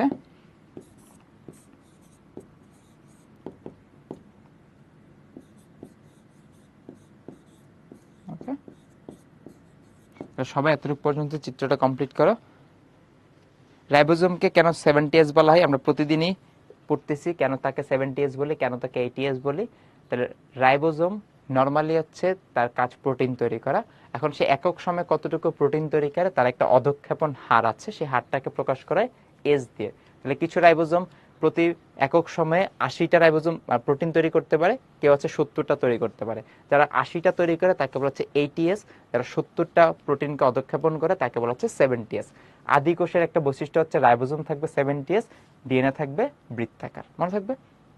উন্নত কোষে বা প্রকৃত কোষে রাইবোজোম থাকবে ATS আর ডিএনএ থাকবে সূত্রাকার। তাহলে এখান থেকে আমরা একটা প্লাস্টিডের যদি চিত্র আসে পরীক্ষায় কি কি লিখবো, তাহলে প্রথমত ছবিটা আঁকবো, আঁকার পর আমরা দেখবো তার আবরণ থাকবে দুইটা, একটা হচ্ছে বহি আবরণ আর একটা হচ্ছে অন্ত আবরণ। তার ভিতরে থলে সদৃশ অনেকগুলো উপাদান থাকবে, প্রত্যেকটা থলেকে আমরা বলতেছি থাইলাকয়েড। থাইলাকয়েডকে বইতে বলা আছে থলে বা প্লেট আকৃতির। তাহলে থাইলাকয়েডগুলো একসাথে স্তূপের মতো জমা হবে, হওয়ার পর তৈরি করবে গ্রানাম। তার সাইটোপ্লাজমকে বলা হয় স্ট্রোমা। তার ভিতরে যে ব্রিজের মতো বা সংযোগ তৈরিকারী যে নালীগুলো আছে তাকে বলা হয় স্ট্রোমা লেমিলি। তার ভিতরে শ্বেতসার বা শর্করা তৈরি হবে, কারণ কি ক্লোরোপ্লাস্টের কাজই শর্করা তৈরি করা। সেগুলো কিছুটা জমা থাকবে শ্বেতসার হিসেবে, আবার কিছুগুলা তেল বা চর্বি হিসেবে রূপান্তরিত হবে, তাকে বলা হচ্ছে তৈলবিন্দু। তৈল শব্দের মানে হচ্ছে তেলবিন্দু। ওকে, এছাড়া এর মধ্যে হচ্ছে নিজস্ব বৃত্তাকার ডিএনএ থাকবে, 70S রাইবোজোম থাকবে। ওকে, একটু পর্যন্ত আমরা পড়তে পারলে আমাদের হচ্ছে প্লাস্টিডের গঠন সম্পর্কে বেসিক কথাবার্তা শেষ। এবারে কিছু আছে পরবর্তীতে এমসিকিউতে কি আসবে। তার আমরা বলছিলাম থাইলাকয়েড দেখতে কি সদৃশ? থলের সদৃশ। কতটা থাইলাকয়েড থাকবে? প্রতিটা গ্রানামের মধ্যে 10 থেকে 100টা থাইলাকয়েড থাকবে। কতটা? প্রতিটা গ্রানামের মধ্যে 10 থেকে 100টা থাইলাকয়েড একসাথে মিলে তৈরি করবে একটা গ্রানাম। তাহলে একটা গ্রানাম তৈরি করতে কতটা থাইলাকয়েড লাগবে? 10 থেকে 100টা থাইলাকয়েড। আমরা গ্রানাম শব্দটা বলছিলাম এক বচন, তাই না? তাহলে অনেকগুলো গ্রানাম থাকলে তাদেরকে আমরা তখন কি নামে চিনবো? গ্রানা নামে চিনবো। তাহলে কখন আমরা তাকে গ্রানা বলবো? যখন 40 থেকে টোটাল কতটা গ্রানা থাকতে পারে? 40 থেকে 60টি। প্রত্যেকটা ক্লোরোপ্লাস্টে কতটি গ্রানা থাকে? 40 থেকে 60টি। এবং এক একটা গ্রানাম তৈরি করার জন্য থাইলাকয়েড দরকার 10 থেকে 100টি। থাইলাকয়েডের ভেতরে এটিপি তৈরি করার জন্য যা যা উপাদান দরকার সবগুলা থাকে। তার মানে শক্তি কোথায় সংশ্লেষিত হয়? উত্তর হচ্ছে থাইলাকয়েডের ভেতরে। পাশাপাশি আমরা যদি দেখি আবরণগুলা, আমরা দেখলাম দুইটা আবরণ আছে। আর আমরা যখন পড়ে আসছি শুরুর দিকে কোষ মেমব্রেন বা কোষ ঝিল্লি যে অংশটা, কোষ ঝিল্লির মধ্যে আমরা পড়ে আসছি একটা হচ্ছে ইউনিট মেমব্রেন মডেল, রবার্টসন যেটা দিয়েছে। ইউনিট মেমব্রেন মডেলে একটা কথা বলা ছিল, সবগুলা কোষেরই অঙ্গাণু বা সবগুলো অঙ্গাণুর প্রাচীরই তৈরি হয় একটা কমন বা একটা মানে সবার জন্য একটা একই গঠন আছে, যার নাম হচ্ছে ফসফোলিপিড। তার মানে প্লাস্টিডের ক্ষেত্রে তার অন্ত আবরণ বহি আবরণ ফসফোলিপিড থাকার কথা, কিন্তু না, এখানে ফসফোলিপিডের পরিবর্তে একটা জিনিস থাকে যার নাম হচ্ছে গ্লাইকোসিল গ্লিসারাইড। এটা হচ্ছে একটা ব্যতিক্রম গঠন, বইতেই বলা আছে। এটা কি থাকবে? গ্লাইকোসিল গ্লিসারাইড থাকবে। কি থাকবে? গ্লাইকোসিল গ্লিসারাইড। তাহলে আমরা খেয়াল করে দেখলাম তার মধ্যে অন্ত আবরণ এবং বহি আবরণ পাওয়া যাচ্ছে, এবং আবরণের মধ্যে ক্লোরোপ্লাস্টের মানে ফসফোলিপিডের পরিবর্তে গ্লাইকোসিল গ্লিসারাইড পাওয়া যায়। থাইলাকয়েডের সংখ্যা 10 থেকে 100টি। 10 থেকে 100টি থাইলাকয়েড একসাথে স্তূপের মতো জমা হয়ে তৈরি করবে গ্রানাম। গ্রানাম থাকবে হচ্ছে প্রায় 40 থেকে 60টি। পাশাপাশি এখান থেকে থাইলাকয়েডের ভিতরে এটিপি সিনথেসিস থাকে, যার কাজ হচ্ছে এটিপি তৈরি করা। তার সাইটোপ্লাজমকে বলা হচ্ছে বা ম্যাট্রিক্সকে বলা হয় স্ট্রোমা। তাহলে স্ট্রোমা জিনিসটা আসলে কি বোঝাচ্ছে? ম্যাট্রিক্স বোঝাচ্ছে, তাই না? আর স্ট্রোমা জিনিসটা বোঝাচ্ছে তার ম্যাট্রিক্স। ওকে, এখান থেকে পরবর্তীতে তাদের নিজস্ব একটা ডিএনএ থাকবে, নিজস্ব রাইবোজোম থাকবে। ডিএনএ থাকবে হচ্ছে আদি কোষের বৃত্তাকার দেখতে, আর রাইবোজোমও থাকবে আদি কোষের 70S। তার মানে একটা আম গাছ, উন্নত জীব, তার প্রতিটা কোষে ক্লোরোপ্লাস্ট আছে, কিন্তু তার মধ্যে ক্লোরোপ্লাস্টের মধ্যে রাইবোজোম থাকার কথা ATS, ডিএনএ থাকার কথা সূত্রাকার। কিন্তু উন্নত জীবের মধ্যে একটা আদি কোষে বৈশিষ্ট্য চলে আসছে। তাহলে উন্নত জীবে যখন আদি কোষে বৈশিষ্ট্য চলে আসে তখন আমরা তাকে কি নামে চিনি? এন্ডোসিম্বায়োসিস। তাহলে এন্ডোসিম্বায়োসিস আমরা পড়ার সময় পড়ে আসছিলাম। এন্ডোসিম্বায়োসিস দেখা যায় কোন কোন ক্ষেত্রে? একটা ছিল মাইটোকন্ড্রিয়া, আরেকটা ছিল প্লাস্টিড বা ক্লোরোপ্লাস্ট। মাইটোকন্ড্রিয়া এবং হচ্ছে ক্লোরোপ্লাস্ট। তাহলে মাইটোকন্ড্রিয়া এবং ক্লোরোপ্লাস্ট, তাদের মধ্যে আমরা দেখতে পাচ্ছি এন্ডোসিম্বায়োসিস। এন্ডোসিম্বায়োসিস কি? একটা উন্নত জীবে যখন আদি কোষে বৈশিষ্ট্য চলে আসে তাকে বলা হচ্ছে এন্ডোসিম্বায়োসিস। পরবর্তীতে এই জায়গা থেকে বলা হচ্ছিল শ্বেতসার দানা, আমরা অলরেডি জানি। তার মধ্যে তেল বিন্দু জমা থাকবে, তাও আমরা অলরেডি জানি। এখান থেকে পরবর্তীতে তাহলে কোথায় কি হচ্ছে একটু একটা জিনিস তোমাদেরকে দেখা দেই, তোমরা যখন আরেকটু পরবর্তী চ্যাপ্টারে যাবে কাজে লাগবে। এটা হচ্ছে থাইলাকয়েড। যদি আমরা একটা থাইলাকয়েডকে একটু জুম করে দেখি, তাহলে ধরো একটা থাইলাকয়েড দেখতে এরকম থাকে। ওকে, এই থাইলাকয়েডের মধ্যে এরকম অনেকগুলো উপাদান থাকে, দেখতে এক একটা একরকম। ওকে, এরকম অনেক ধরনের উপাদান থাকে। এই উপাদানগুলোকে আমরা বলতেছি হচ্ছে এটিপি সিনথেটেস। তাদের কাজ কি করা? এদেরকে আমরা বলতেছি আলাদা করে এটিপি সিনথেটেস। এবং তাদের কাজ কি তৈরি করা? এটিপি তৈরি করা। এটিপি সিনথেসিসের কাজ হচ্ছে এটিপি তৈরি করে। কিভাবে এটিপি তৈরি করে? এটিপি তৈরি করে, এই যে আমরা বলছিলাম সূর্যের আলো যখন পাতার মধ্যে পড়ে, সূর্যের আলোর মধ্যে প্রচুর শক্তি আছে, এই শক্তিগুলোকে ব্যবহার করে উদ্ভিদের পাতা কি তৈরি করে? এটিপি তৈরি করে। সূর্যের আলোকে ব্যবহার করে তারা তৈরি করতেছে এটিপি। এটিপি তৈরি করা কিন্তু ক্লোরোপ্লাস্টের কাজ না। ক্লোরোপ্লাস্টের কাজ এই তৈরিকৃত এটিপি গুলাকে ব্যবহার করে খাদ্য তৈরি করা। ক্লোরোপ্লাস্টের কাজেই খাদ্য তৈরি করা, এই জন্য তাকে বলা হচ্ছে কোষের রান্নাঘর। রান্নাঘরের কাজ যেরকম খাদ্য তৈরি করা, ক্লোরোপ্লাস্টের কাজও খাদ্য তৈরি করা। তাহলে এই থাইলাকয়েডের ভিতরে কি হবে? এটিপি সিনথেসিস থাকে, তার কাছে এটিপি তৈরি করা। এটিপি গুলা তৈরি করার পরে এই যে বাকি যে অংশটা আছে, এই বাকি অংশটাকে আমরা বলতেছি হচ্ছে স্ট্রোমা। এই যে এই জায়গাটাকে আমরা বলতেছি হচ্ছে স্ট্রোমা। ওকে, স্ট্রোমার মধ্যে হচ্ছে পরবর্তীতে বাকি যে বিক্রিয়াটা আছে, স্ট্রোমার মধ্যে হচ্ছে শর্করা তৈরি হয়। তো যদি প্রশ্ন আসে এটিপি তৈরি হয় কোথায়, উত্তর হচ্ছে থাইলাকয়েড। আর শর্করা তৈরি হয় কোথায়? উত্তর হচ্ছে স্ট্রোমার ভিতরে। মনে থাকবে এবার এতটুকু পর্যন্ত। ওকে মারুফ, উন্নত জীবে আদিকোষ কেন? এই প্রক্রিয়াটাকে বলা হচ্ছে এন্ডোসিম্বায়োসিস। একদম সৃষ্টির শুরু থেকে দেখা গেল যে কিছু কিছু ফটোসিনথেটিক ব্যাকটেরিয়া আছে যারা হচ্ছে একটা উন্নত জীবের মধ্যে প্রবেশ করে গেছে এবং পরবর্তীতে ওই বৈশিষ্ট্যটা থেকে গেছে। এখন এখান থেকে যখন নতুন ক্লোরোপ্লাস্ট তৈরি হয়, রাইবোজোমটা 70 থাকে, ডিএনএটা বৃত্তাকারী থাকে, এটার বিভাজিত বা পরিবর্তিত হচ্ছে না, বা তোমার কি বলা যায়, এই জায়গা থেকে আর কোনো অভিযোজন হচ্ছে না। কিন্তু আদিকোষে যেটা ছিল সেটা উন্নত কোষের মধ্যে চলে আসার কারণে এই প্রক্রিয়াটাকে বলা হচ্ছে এন্ডোসিম্বায়োসিস। তার মানে দুইটা জায়গাতে এন্ডোসিম্বায়োসিস দেখা যায়, একটা হচ্ছে মাইটোকন্ড্রিয়া, আরেকটা হচ্ছে ক্লোরোপ্লাস্ট। এটা দুইটা ব্যতিক্রম কথা। সব কোষে, আমার যদি অন্য কোষের কথা চিন্তা করি, সেখানে ডিএনএ থাকলে থাকবে সূত্রাকার, রাইবোজোম থাকলে থাকবে এটিএস, কিন্তু মাইটোকন্ড্রিয়া ক্লোরোপ্লাস্টের ক্ষেত্রে একটা ভিন্ন ইনফরমেশন, যার মধ্যে আদিকোষের বৈশিষ্ট্যটা এখনো থেকে গেছে। ওকে, এখান থেকে পরবর্তীতে আমরা তাহলে এটিপি সিনথেসিস থেকে আমরা জানি তার কাজ হচ্ছে এটিপি তৈরি করা বা শর্করা তৈরি করা। আর পাশাপাশি স্ট্রোমার মধ্যে কি তৈরি হবে? স্ট্রোমার মধ্যে হচ্ছে হলো শর্করা তৈরি হবে। এটিপির কাজ, এটিপি সিনথেসিসের কাজ এটিপি তৈরি করা। সেটা কোথায় হয়? থাইলাকয়েডে হয়। তাহলে দুইটা ভিন্ন জায়গা, একটা নাম হচ্ছে থাইলাকয়েড আর একটা নাম হচ্ছে স্ট্রোমা। তাহলে থাইলাকয়েডের মধ্যে এটিপি তৈরি হয় আর স্ট্রোমার মধ্যে শর্করা তৈরি হয়। ওকে, তাহলে একটু পর্যন্ত যদি আমাদের পড়তে পারি। তৈলবিন্দু কি? তৈলবিন্দু হচ্ছে তেল বিন্দু, তেল হিসেবে জিনিসগুলোকে জমা রাখে, তেল হিসেবে জিনিসগুলোকে জমা রাখে। ক্যারোটিন হচ্ছে কমলা বর্ণের, ঠিক আছে, কিছুটা লাল হতে পারে, কিন্তু মেইনলি হচ্ছে ক্যারোটিন কমলা বর্ণের। এটা কি সিকিউতে আসে হাদি? এটা সিকিউতে আসবে এবং পরীক্ষায় চিত্র সহ গঠন বর্ণনা করতে বলবে। ওকে, মেডিকেল এক্সামের জন্য অক্ষরপত্রে বই জানি কোনটা আমি ভুলে গেছি। আমি জানি হচ্ছে আবুল হাসান স্যারের বইটা যেটা, সেটা তোমার জন্য লাগবে, আর সেটা অক্ষরপত্র কিনা আমার মনে নাই। থাইলাকয়েড কোনো চর্বি জাতীয় পদার্থ না, থাইলাকয়েড একটা জায়গা, বিক্রিয়া করার জায়গা। ওকে, এটিপি এখানে কেন হয়? এটিপি তো মাইটোকন্ড্রিয়া বস্তু না, এটিপি তৈরি হয় এই জায়গাতে সূর্যের আলোকে ব্যবহার করে আমরা এটিপি তৈরি করতেছি, যাকে বলা হচ্ছে ফটোফসফোরাইলেশন। আর মাইটোকন্ড্রিয়ার কাজ আবার এই খাদ্যকলাকে ভেঙে এটিপি তৈরি করা, তাকে আমরা বলতেছি হচ্ছে অক্সিডেটিভ ফসফোরাইলেশন। তাহলে এটিপি দুই জায়গাতেই তৈরি হয়। এইখানে হচ্ছে ক্লোরোপ্লাস্টের মধ্যে এটিপি তৈরি হয়, মাইটোকন্ড্রিয়াতে এটিপি তৈরি হয়। ক্লোরোপ্লাস্টে এটিপিটা তৈরি হয় সূর্যের আলোকে ব্যবহার করে, আর মাইটোকন্ড্রিয়া এটিপি তৈরি হয় খাদ্যটাকে ভেঙে। তার মানে সকল শক্তির উৎস হচ্ছে সূর্য। আমাদের বইতে আমরা পড়ে আসছিলাম সূর্য হচ্ছে সকল শক্তির উৎস। ক্লোরোপ্লাস্টের কাজ সূর্য থেকে যত শক্তি আছে সবগুলোকে ব্যবহার করে এটিপি তৈরি করা। এটিপি তৈরি করে তারা পরবর্তীতে খাদ্য তৈরি করে। সেই খাদ্যগুলা আমরা গ্রহণ করতেছি, উদ্ভিদ নিজের কাজে ব্যবহার করতেছে। আমরা যদি একটা আলু খাই, আলুর মধ্যে যে শর্করাগুলো আছে এগুলো আমাদের দেহের কোষের মধ্যে যাবে, যাওয়ার পর পরিপাক হবে, হওয়ার পর হচ্ছে সুন্দর মতো সরল খাদ্যে পরিণত হবে। সরল খাদ্যগুলোকে পরবর্তীতে মাইটোকন্ড্রিয়া ভেঙে ভেঙে আবার এটিপি তৈরি করবে। তাহলে সূর্য থেকে খাদ্যটা তৈরি করার সময় খাদ্যের ভিতরে এটিপি গুলো জমা করা ছিল, মাইটোকন্ড্রিয়াকে সেটা ভেঙে আবার এটিপি তৈরি করলো। এই জন্য এটিপি ক্লোরোপ্লাস্টও তৈরি করবে, মাইটোকন্ড্রিয়া তৈরি করবে, তাদের তৈরি করার প্রক্রিয়াটা হচ্ছে ভিন্ন। ওকে, তাহলে এখান থেকে আশা করি আর কোনো কিছু জানার নাই। আমাদের পরীক্ষায় এই চিত্রটা আসবে, তাহলে চিত্র হচ্ছে প্লাস্টিড, এটা হচ্ছে 100% মুখস্থ করে পুরো চিত্রটা, এটা সিকিউতে চিত্র সহ লাগবে, চিত্র সহ চিহ্নিতকরণ ঠিকঠাক মতো করতে হবে। ওকে, এদের করতে পারলে এবার আমরা তার কাজে আসি।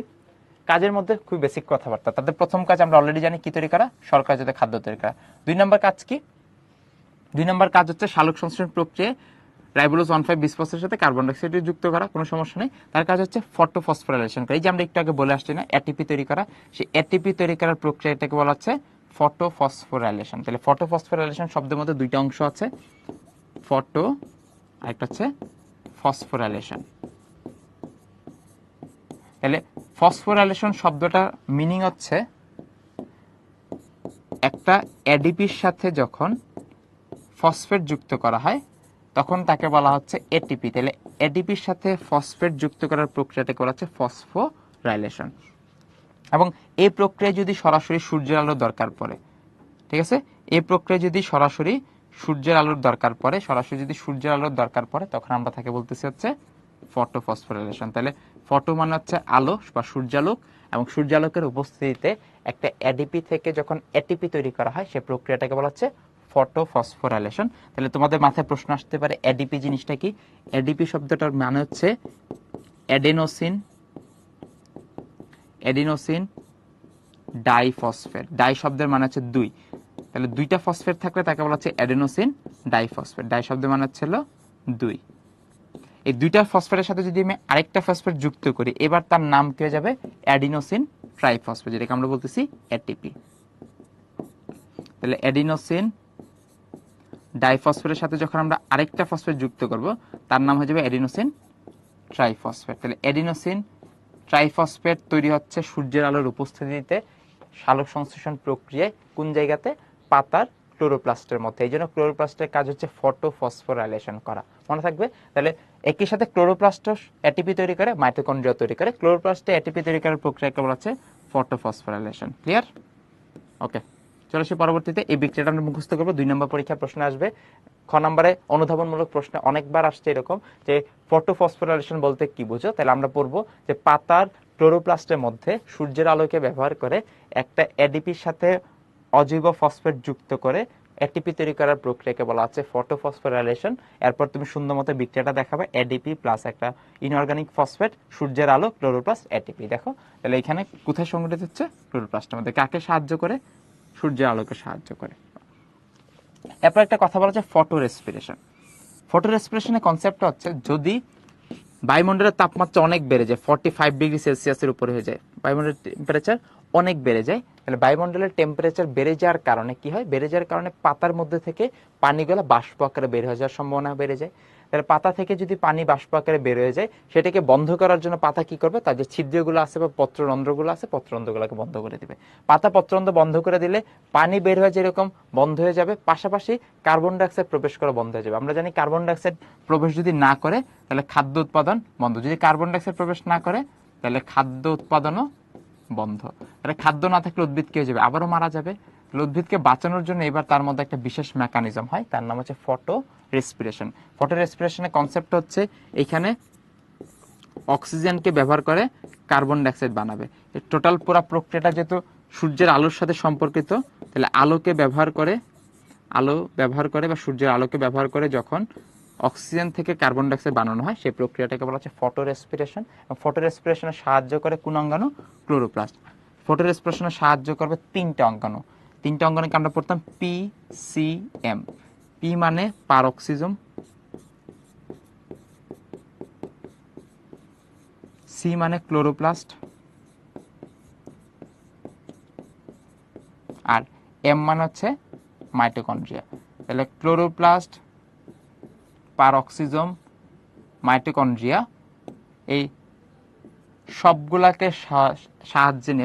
সাহায্য নিয়ে ফটো রেসপিরেশন প্রক্রিয়াটা চলে। এটা একটা ছিল ব্যাকআপ মেকানিজম আর কি। যদি বায়ুমণ্ডলের তাপমাত্রা বেড়ে যায় তখন গাছটাকে বাঁচানোর জন্য ফটো রেসপিরেশন প্রক্রিয়াটা শুরু হয়। এবং ফটো রেসপিরেশন প্রক্রিয়ায় peroxisome, chloroplast, mitochondria, peroxisome, chloroplast, mitochondria, PCM, এই 3টা অঙ্গাণু সহায়তা করে। তাহলে ক্লোরোপ্লাস্টের কাজের মধ্যে একটা কাজ কি পাবো আমরা? ফটো রেসপিরেশন করা। তার কাজ এটিপি তৈরি করা, সূর্যের আলোকে ব্যবহার করে, তাই তাকে বলা হচ্ছে ফটোফসফোরাইলেশন। এবং তার আলটিমেট কাজ হচ্ছে শর্করা জাতীয় খাদ্য প্রস্তুত করা। ওকে, আর তার মধ্যে যেহেতু নিজস্ব ডিএনএ আছে, নিজস্ব ডিএনএ থাকার কারণে তারা হচ্ছে ইনহেরিটেন্স বা বংশগতিতে সহায়তা করবে। তাহলে ইনহেরিটেন্স বা বংশগতিতে সহায়তা করবে কেন? কারণ তাদের যেহেতু নিজস্ব ডিএনএ আছে, তাদের নিজস্ব ডিএনএ বৈশিষ্ট্যগুলো একটা বংশ থেকে আরেকটা বংশের মধ্যে স্থানান্তরিত হয়। একটু পর্যন্ত ক্লোরোপ্লাস্টের কাজ আমরা সুন্দর মতো দেখলাম। ওকে, চিত্রের মধ্যে কালার পেন্সিল ব্যবহার করা যাবে? হাদি না, চিত্রের মধ্যে শুধুমাত্র পেন্সিল ব্যবহার করা যাবে। পেন্সিল ব্যবহার করার সময় আমরা চেষ্টা করব 4B অথবা 2B পেন্সিলগুলো ইউজ করা। তাহলে পেন্সিলগুলো একটু ডার্ক হয়, চিত্র দেখতে সুন্দর হয়, এবং হচ্ছে তোমার মানে ঘষা মাজার পরিমাণটা একটু কম হয়। ঠিক আছে, তাহলে আমরা পেন্সিল ইউজ করার সময় সবসময় 2B অথবা 4B, অ্যাটলিস্ট 2B। ঠিক আছে, 2B অথবা 4B পেন্সিল ইউজ করলে পেন্সিলগুলা থেকে চিত্রটাও সুন্দর হয় একদম দেখতে কলমের মতো লাগবে এবং পাশাপাশি হচ্ছে আমাদের চিত্রের প্রেজেন্টেশন সুন্দর হয় এবং খুবই শার্প থাকে, কলমের মতো দেখা যায় আর কি দেখতে। তাহলে এতটুকু পর্যন্ত আমরা দেখলাম প্লাস্টিকের কাজ শর্করাজাত খাদ্য তৈরি করা, তার কাজ আমরা দেখলাম ফটোফসফোরাইলেশন করা, ফটো রেসপিরেশন করা, বংশগতিতে সাহায্য করা। যে শর্করাজাত খাদ্য তৈরি করার জন্য তাকে আমরা বলতেছি কোষের রান্নাঘর। তাহলে কোষের রান্নাঘর বা কিচেন অফ দ্য সেল বলা হয় কাকে? ক্লোরোপ্লাস্টকে। তাহলে রান্নাঘর বলা হয় কাকে? ক্লোরোপ্লাস্টকে। কেন তাকে রান্নাঘর বলা হয়? কারণ ক্লোরোপ্লাস্টের কাজ খাদ্য তৈরি করা। কোন ধরনের খাদ্য তৈরি করা? শর্করা। সেই শর্করাটার নাম হচ্ছে গ্লুকোজ। তাহলে ক্লোরোপ্লাস্ট হচ্ছে গ্লুকোজ নামক খাদ্য তৈরি করে। গ্লুকোজ এক প্রকার শর্করা এবং ক্লোরোপ্লাস্ট শর্করা জাতীয় খাদ্য তৈরি করার জন্য তাকে বলা হচ্ছে কোষের রান্নাঘর। তাহলে আমরা জানি গ্লুকোজ তৈরি করতেছে কে? তৈরি করতেছে হচ্ছে ক্লোরোপ্লাস্ট, এই জন্য তাকে বলা হচ্ছে তোমার কোষের রান্নাঘর। এবার বলো তো, গ্লুকোজ যেহেতু শর্করা, শর্করাকে ইংরেজিতে কি বলা হয়? কার্বোহাইড্রেট। ওকে, আর কার্বোহাইড্রেট যে তৈরি করে তাকে আমরা কি বলতে পারি? ফ্যাক্টরি বলতে পারি। যদি এবার প্রশ্ন আসে কার্বোহাইড্রেট ফ্যাক্টরি বলা হয় কাকে, তাহলে উত্তর কি হবে? কার্বোহাইড্রেট ফ্যাক্টরি কাকে বলা হয়? ওকে, 8B পেন্সিল ইউজ করা যাবে কি? 8B পেন্সিলের ব্যাপারটা আসলে আমি নিজেও কোনোদিন ট্রাই করি নাই, তোমরা ট্রাই করে দেখতে পারো। বাট যদি বেশি গাঢ় পেন্সিল হয়ে যায় তাহলে আবার মুছতে গেলে কিন্তু দেখবা যে খাতা থেকে মুছে যাচ্ছে না। আচ্ছা, very good, Golgi body answer চলে আসছে।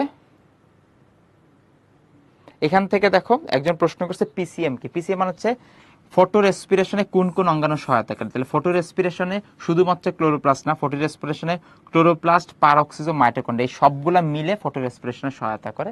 তাহলে আমরা 9 নম্বর অধ্যায় পড়ার সময় যখন আমরা উদ্ভিদ সারি তত্ত্ব পড়বো সেই অংশটা আবারও পাবো, তাই আমি এখানে দিয়ে দিলাম ফটো রেসপিরেশনে ক্লোরোপ্লাস্ট, মাইটোকন্ড্রিয়া, পারঅক্সিজম এই তিনটা অঙ্গাণু সহায়তা করে। আরেকজন বলছে হচ্ছে স্ট্রোমা লেমেলি কি? স্ট্রোমা লেমেলি হচ্ছে এই একটা গ্রানাম থেকে আরেকটা গ্রামের মধ্যে সংযোগ তৈরি করা। তার মানে একটা গ্রানাম থেকে আরেকটা গ্রানামে এটিপি তৈরি করার জন্য বিভিন্ন উপাদান আদান প্রদান করা দরকার লাগে, তখন হচ্ছে স্ট্রোমা লেমেলিতে জিনিসগুলো আদান প্রদান হয়ে থাকে। ওকে, তাহলে এখান থেকে আমরা পড়লাম কোষের রান্নাঘর বলা হয় ক্লোরোপ্লাস্টকে, কারণ সেখানে হচ্ছে গ্লুকোজ বা শর্করা জাতীয় খাদ্য তৈরি হয়। কিন্তু যখনই প্রশ্ন আসবে কার্বোহাইড্রেট ফ্যাক্টরি, তাহলে গ্লুকোজ এক প্রকারের কার্বোহাইড্রেট, তাই না?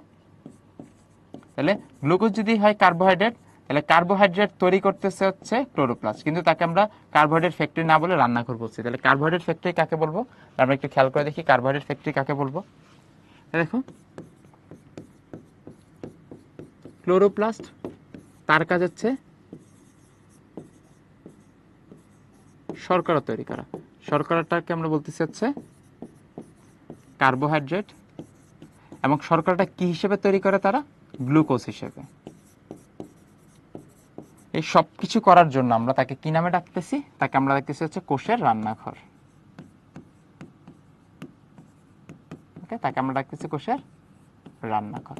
পাশাপাশি এই যে গ্লুকোজগুলো আমি তৈরি করলাম, গ্লুকোজগুলো হচ্ছে এক একটা ছোট ছোট দানা হিসেবে আছে। ধর এখানে একটা গ্লুকোজ, এখানে একটা গ্লুকোজ, এরকম অসংখ্য দানা দানা পদার্থ আছে।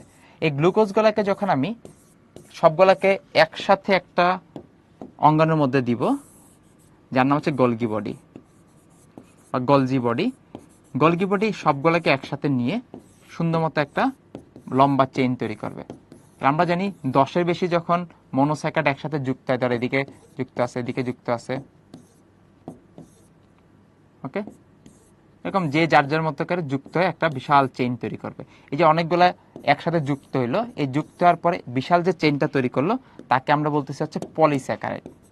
তাহলে গলগি বডির কাজ পলিস্যাকারাইড তৈরি করা। গলগি বডির কাজ পলিস্যাকারাইড বা জটিল শর্করা তৈরি করা। এটা ছিল একটা সরল শর্করা, আর সেটাকে ব্যবহার করে জটিল শর্করাতে রূপান্তর করা, এবং রূপান্তর করার জন্য গলগি বডিকে আমরা একটা সম্মান দিলাম, সেই সম্মানটার নাম হচ্ছে কার্বোহাইড্রেট ফ্যাক্টরি। ওকে, কার্বোহাইড্রেট ফ্যাক্টরি। তাহলে কার্বোহাইড্রেট ফ্যাক্টরি বলা হয় কাকে? উত্তর হচ্ছে গলগি বডিকে। আর যদি বলা হয় কোষের রান্নাঘর কাকে বলা হয়? ক্লোরোপ্লাস্টকে। তাহলে রান্নাঘরের কাজ শুধুমাত্র সালোক সংশ্লেষণ প্রক্রিয়া শর্করা যাতে খাদ্য উৎপাদন করা, সেই শর্করাটার নাম হচ্ছে গ্লুকোজ, এবং গ্লুকোজগুলো হচ্ছে একটা একক দানা হিসেবে কাজ করে, এক একটা ইউনিট হিসেবে কাজ করে, সিঙ্গেল সিঙ্গেল অংশ। এই অনেকগুলা গ্লুকোজ একসাথে যখন যুক্ত হয়, হওয়ার পর বিশাল বড় একটা শর্করা তৈরি করে, যাকে আমরা বলতেছি পলিস্যাকারাইড। তাহলে পলিস্যাকারাইড উৎপন্ন হয় গলগি বডির ভেতরে, যেমন গলগি বডিকে বলা হচ্ছে কার্বোহাইড্রেট ফ্যাক্টরি, আর কোষের রান্নাঘর বলা হয় শর্করাকে। ওকে, তাহলে দেখো দুজনে কিন্তু শর্করা নিয়ে কাজ করে, একজনের কাজ উৎপাদন করা, আরেকজনের কাজ সেই উৎপাদনকৃত জিনিসগুলোকে নিয়ে একসাথে একটা বিশাল গঠন তৈরি করে দেওয়া। ওকে, আশা করি একটু পর্যন্ত আমাদের ক্লোরোপ্লাস্ট সম্পর্কে আর কোনো কনফিউশন নাই। ওকে, হ্যাঁ, বোর্ডের ক্ষেত্রে আমাদের স্ক্রিনের কোনার টাইমটা যেটা আছে নষ্ট হয়ে গেছে, এই টাইমটা দেখার কোনো দরকার নাই। ওকে, এইখান থেকে তোমাদের তাহলে কিছু কথা বলি শুরু থেকে। আমরা প্লাস্টিড অংশটা খুবই গুরুত্বপূর্ণ বলছিলাম, তাহলে প্লাস্টিড একবার রিভিশন দিই। প্লাস্টিড পাওয়া যায় কোন কোষে? প্রথম কথা উদ্ভিদ কোষে পাওয়া যায়। তাহলে পাবো না কোথায়? পাবো না হচ্ছে প্রাণী কোষ, তারপর সাথে হচ্ছে ছত্রাকে পাবো না, এবং তার সাথে হচ্ছে ব্যাকটেরিয়াতে প্লাস্টিড পাওয়া যায় না। ওকে, প্লাস্টিডের কাজ হচ্ছে আমরা বলি তাদের কাজ হচ্ছে সালোক সংশ্লেষণ প্রক্রিয়া করা, মেইনলি হচ্ছে ক্লোরোপ্লাস্ট যেটা দেখতে সবুজ বর্ণ, তাদের কাজ সালোক সংশ্লেষণ করা, পাতার মধ্যে সূর্যের আলোকে ব্যবহার করে, কার্বন ডাইঅক্সাইডকে ব্যবহার করে, পানিকে ব্যবহার করে খাদ্য তৈরি করা। খাদ্যটা হচ্ছে শর্করা জাতীয় খাদ্য। তাহলে উদ্ভিদ শুধুমাত্র শর্করা জাতীয় খাদ্য তৈরি করতে পারে। এবং পাতার মধ্যে কতগুলো ছিদ্র থাকে, সেই ছিদ্রগুলোকে আমরা বলছি পত্ররন্ধ্র, তার মধ্যে দিয়ে কার্বন ডাইঅক্সাইড প্রবেশ করে অক্সিজেনটা বের হয়ে আসে।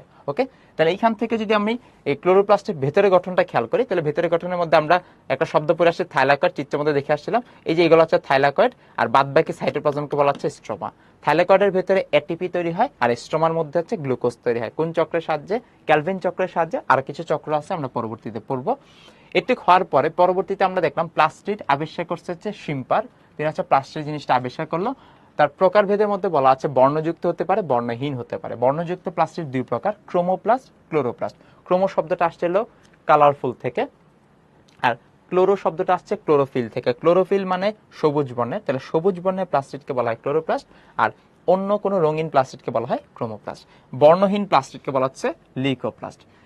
ক্রোমোপ্লাস্টের মধ্যে বিভিন্ন বর্ণ থাকতে পারে, রেড থাকলে রোডোফাইট, জ্যান্থোফিল মানে হ থেকে হলুদ বর্ণের, ক্যারোটিন ক থেকে কমলা বর্ণের।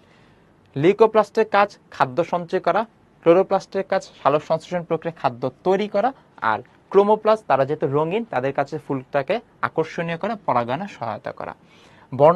আমরা বর্ণহীন বা লিউকোপ্লাস্ট যেটা পাচ্ছি খাদ্য সঞ্চয়ের উপর নির্ভর করে, তার আবার তিন প্রকার। শর্করা সঞ্চয় করলে তার নাম অ্যামাইলোপ্লাস্ট, প্রোটিন সঞ্চয় করলে এলিউরোপ্লাস্ট যার অপর নাম প্রোটিনোপ্লাস্ট, এবং চর্বি বা স্নায়ুজাত পদার্থ সঞ্চয় করলে তার নাম হচ্ছে ইলায়োপ্লাস্ট। চলে আসি পরবর্তীতে কোথায় রঞ্জক থাকবে না, তাহলে লিউকোপ্লাস্টে কোনো রঞ্জক পদার্থ নাই। ক্রোমোপ্লাস্টে ক্যারোটিন, জ্যান্থোফিল অনেক ধরনের রঞ্জক পদার্থ থাকবে, আর ক্লোরোপ্লাস্টে থাকবে হচ্ছে সবুজ বর্ণের ক্লোরোফিল। ক্লিয়ার?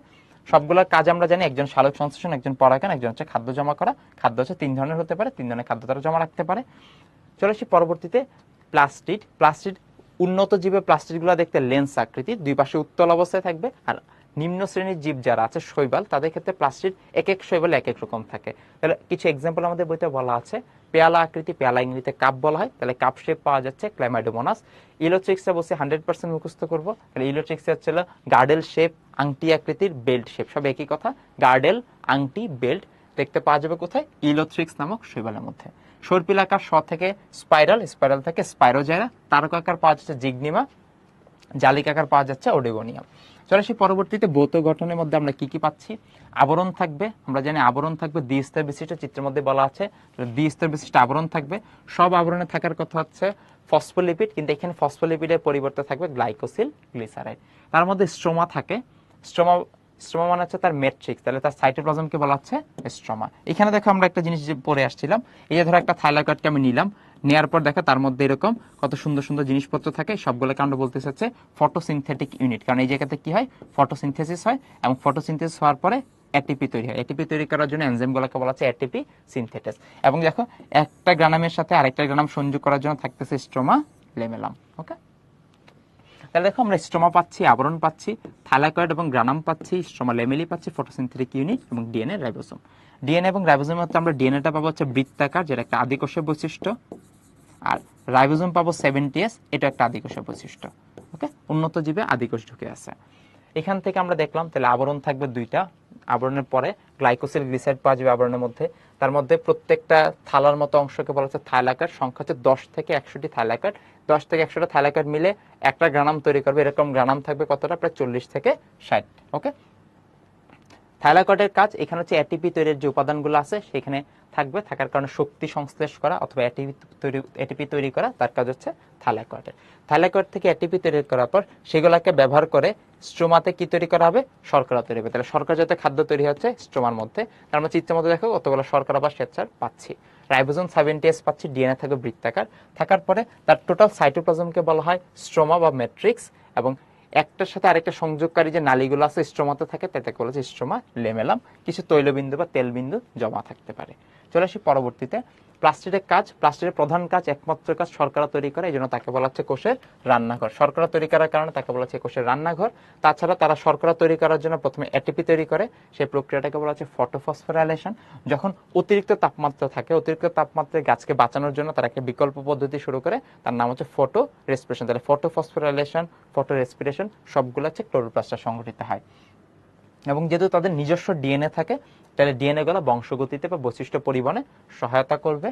ফটো রেসপিরেশন শুধুমাত্র ক্লোরোপ্লাস্টে হয় না, তাহলে মনে রাখার জন্য আমরা বলেছি পিসিএম, পারঅক্সিজমের মধ্যে হবে, ক্লোরোপ্লাস্টের মধ্যে হবে, মাইটোকন্ড্রিয়াতে হবে। ওকে, এখান থেকে আমরা ফটোফসফোরেশন শব্দটা যদি আমাদের 2 নম্বরের জন্য আসে, আমরা কি ব্যাখ্যা করব? তাহলে সূর্যের আলোকে ব্যবহার করে এডিপি থেকে এটিপি তৈরি করার প্রক্রিয়াকে বলা হয় ফটোফসফোরাইলেশন। তাহলে এখান থেকে আমাদের জানতে হবে বিক্রিয়াটা। তাহলে একটা এডিপি, অ্যাডিনোসিন ডাইফসফেট, ডাই শব্দের মানে হচ্ছে 2, ট্রাই শব্দের মানে হচ্ছে 3, তার সাথে একটা অজৈব ফসফেট যুক্ত তৈরি করবে এটিপি। ক্লিয়ার?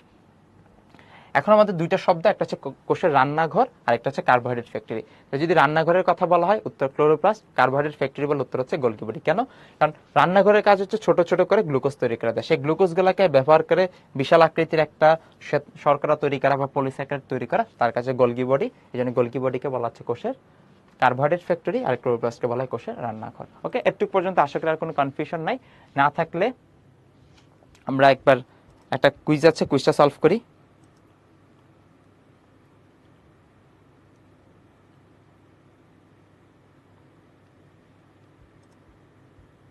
ওকে, কুইজটা একটু সলভ করি।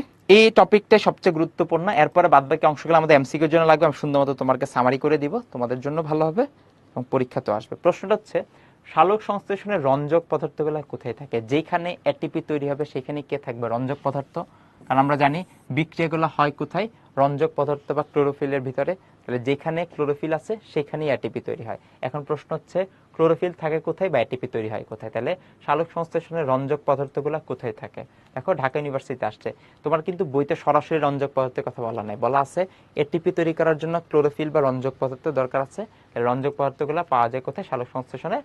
তাহলে আমরা অপশনগুলো চেক দিই, দিয়ে উত্তরটা বের করি। আচ্ছা মারুফ, তাড়াতাড়ি আমরা শেষ করে ফেলবো যেহেতু আজকে আমাদের খেলা আছে। মারুফ আমাদেরকে রিকোয়েস্ট করছে। ওকে, তাহলে সালোক সংশ্লেষণের রঞ্জক পদার্থগুলো কোথায় থাকে? তাহলে আমরা দেখতে পাই সালোক সংশ্লেষণের রঞ্জক পদার্থগুলো কোথায় থাকে। ওকে, পল্লবী তুমি ভুলে সি দিছিলা, ঠিক আছে, অ্যান্সার হচ্ছে এ হবে। ওকে, তাহলে আমরা দেখলাম সালোক সংশ্লেষণের ক্ষেত্রে রঞ্জক পদার্থগুলো পাওয়া যায় এই যে থাইলাকয়েড নামক যে জায়গাটা, এখানে যেরকম আমরা অনেকগুলো দেখাইছি, তাদের মধ্যে হচ্ছে ক্লোরোফিল পাওয়া যায়। আর আমরা জানি পাতার ক্লোরোফিলের মধ্যে যত বিক্রিয়া দরকার সবগুলো বিক্রিয়া এই যে ক্লোরোফিলের মধ্যে বিক্রিয়া হয়ে এডিপি থেকে তৈরি করতেছে এটিপি। তাহলে এই যে এটিপি তৈরি করার জন্য যে উপাদানগুলো সবগুলো পাওয়া যাচ্ছে থাইলাকয়েডে,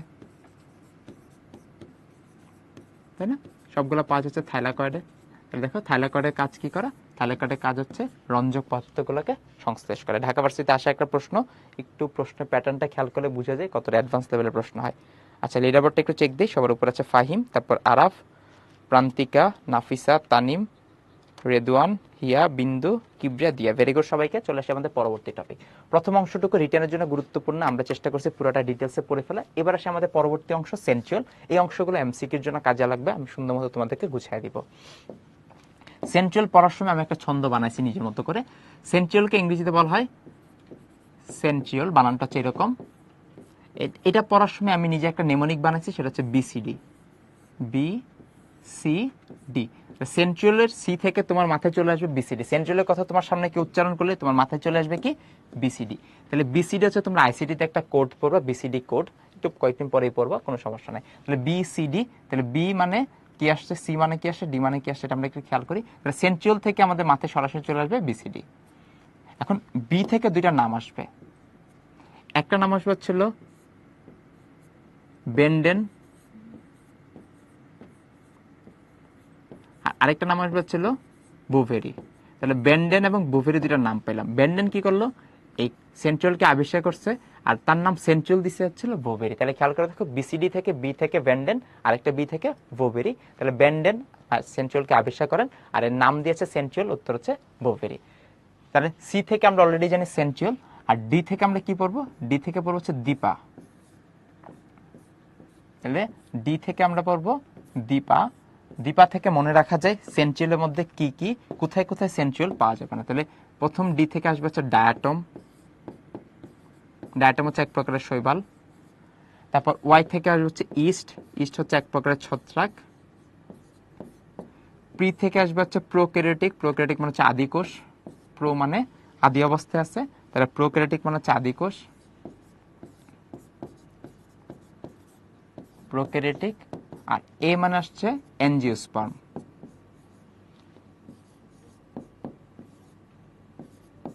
ওকে, এনজিওস্পার্ম মানে হচ্ছে আবৃতবীজী। তাহলে খেয়াল করে দেখো, যদি প্রশ্ন করা হয় কোথায় কোথায় সেন্ট্রিওল অনুপস্থিত, কোথায় কোথায় সেন্ট্রিওল নাই, তাহলে আমরা এক কথায় মনে রাখবো সেন্ট্রিওল নাই কোথায়? দীপাতে। তাহলে সেন্ট্রিওল নাই কোথায়? দীপা। সেন্ট্রিওল নাই কোথায়? দীপাতে। তাহলে ডি মানে ডায়াটম, ওয়াই মানে ইস্ট, পি মানে প্রোক্যারিওটিক, এ মানে এনজিওস্পার্ম। তো ডায়াটম, ইস্ট, প্রোক্যারিওটিক এবং এনজিওস্পার্ম এইসব উদ্ভিদের মধ্যে সেন্ট্রিওল অনুপস্থিত। তাহলে খেয়াল করে দেখো, সেন্ট্রিওল থেকে আমরা শুরুতে একটা কথা পড়ে ফেললাম, বিসিডি। বি মানে ভ্যান্ডেন, বি মানে বোভেরি, সি মানে সেন্ট্রিওল নাই, ডি মানে কোথায়? দীপাতে। Diatom, yeast, prokaryotic, angiosperm. Diatom হচ্ছে এক প্রকারের শৈবাল, ইস্ট হচ্ছে এক প্রকারের ছত্রাক, প্রোক্যারিওটিক শব্দের অর্থ হচ্ছে আদিকোষী, আর এনজিওস্পার্ম শব্দের অর্থ হচ্ছে আবৃতবীজী। ঠিক আছে, আবৃতবীজী উদ্ভিদে সেন্ট্রিওল নাই, আদিকোষে কোনো সেন্ট্রিওল নাই, ইস্টের মধ্যে কোনো সেন্ট্রিওল নাই, ডায়াটের মধ্যে কোনো সেন্ট্রিওল নাই। তাহলে এখানে দেখো কোথায় বলা আছে সেন্ট্রিওল থাকে না, তাহলে সেন্ট্রিওল থাকে না আদিকোষ, ডায়াটম, ইস্ট, আবৃতবীজী। ক্লিয়ার? তাহলে এখানে বিসিডি থেকে আমাদের একটা পড়া শেষ। এরপর যদি আমি একটা সেন্ট্রিওলের ছবি খেয়াল করি, তাহলে এরকম একটা আমরা অংশ পাবো। বলতো সেন্ট্রিওলের মধ্যে কোনো আবরণ আছে কিনা? সেন্ট্রিওলে আবরণ আছে কি না?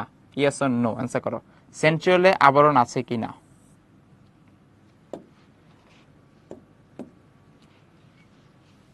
সেন্ট্রিওলে আবরণ আছে কি না সবাই অ্যান্সার করো।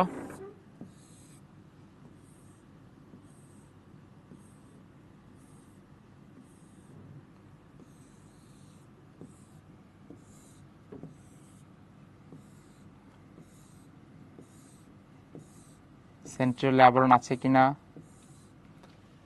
ওকে, আস্তাগফিরুল্লাহ, সবাই হচ্ছে আছে আছে বলতেছে। আমরা একদম ক্লাসে শুরুতে পড়ে আসছিলাম, আমরা কি পড়ে আসছিলাম? মামারাই সেরা। কোন মামার কথা বলা আসছিল? এই যে আমরা যখন পড়ে আসছিলাম microtubule, microfilament, intermediate filament, filament, তারপর ছিল সেন্ট্রিওল, রাইবোজোম এবং প্রোটিওসোম। এই সব কোনটার মধ্যে কি থাকে না? কোনো আবরণ থাকে না। তাহলে আবরণবিহীন অঙ্গাণুর নাম হচ্ছে সেন্ট্রিওল। তাহলে সেন্ট্রিওল থেকে এই কথাটা উপরে লিখে রাখো, আবরণবিহীন। তাহলে সেন্ট্রিওল কি বিহীন অঙ্গাণু? আবরণবিহীন। তাহলে সেন্ট্রিওলে কোনো কি নাই? আবরণ নাই। আর আমি চিত্রটা কি আঁকলাম, যেখানে আবরণের মতো কিছু জিনিস দেখা যাচ্ছে। তাহলে খেয়াল করে দেখো, সেন্ট্রিওলের মধ্যে কোনো আবরণ নাই, কিন্তু আমি একটা চিত্র আঁকলাম। এই চিত্রের মধ্যে দেখো, চিত্রের মধ্যে এই যে আমি দুইটা স্তর দেখাচ্ছি, এই দুইটা স্তর হচ্ছে আবরণ। এই দুইটা স্তর কি? আবরণ। কয় স্তরে আবরণ? দুই স্তরে আবরণ। এই দুইটা স্তর সব ভিতরে যে ডট ডট দেখাচ্ছে, তার মধ্যে দুইটা সিলিন্ডার সহ টোটাল গঠনটাকে আমরা বলবো সেন্ট্রোসোম।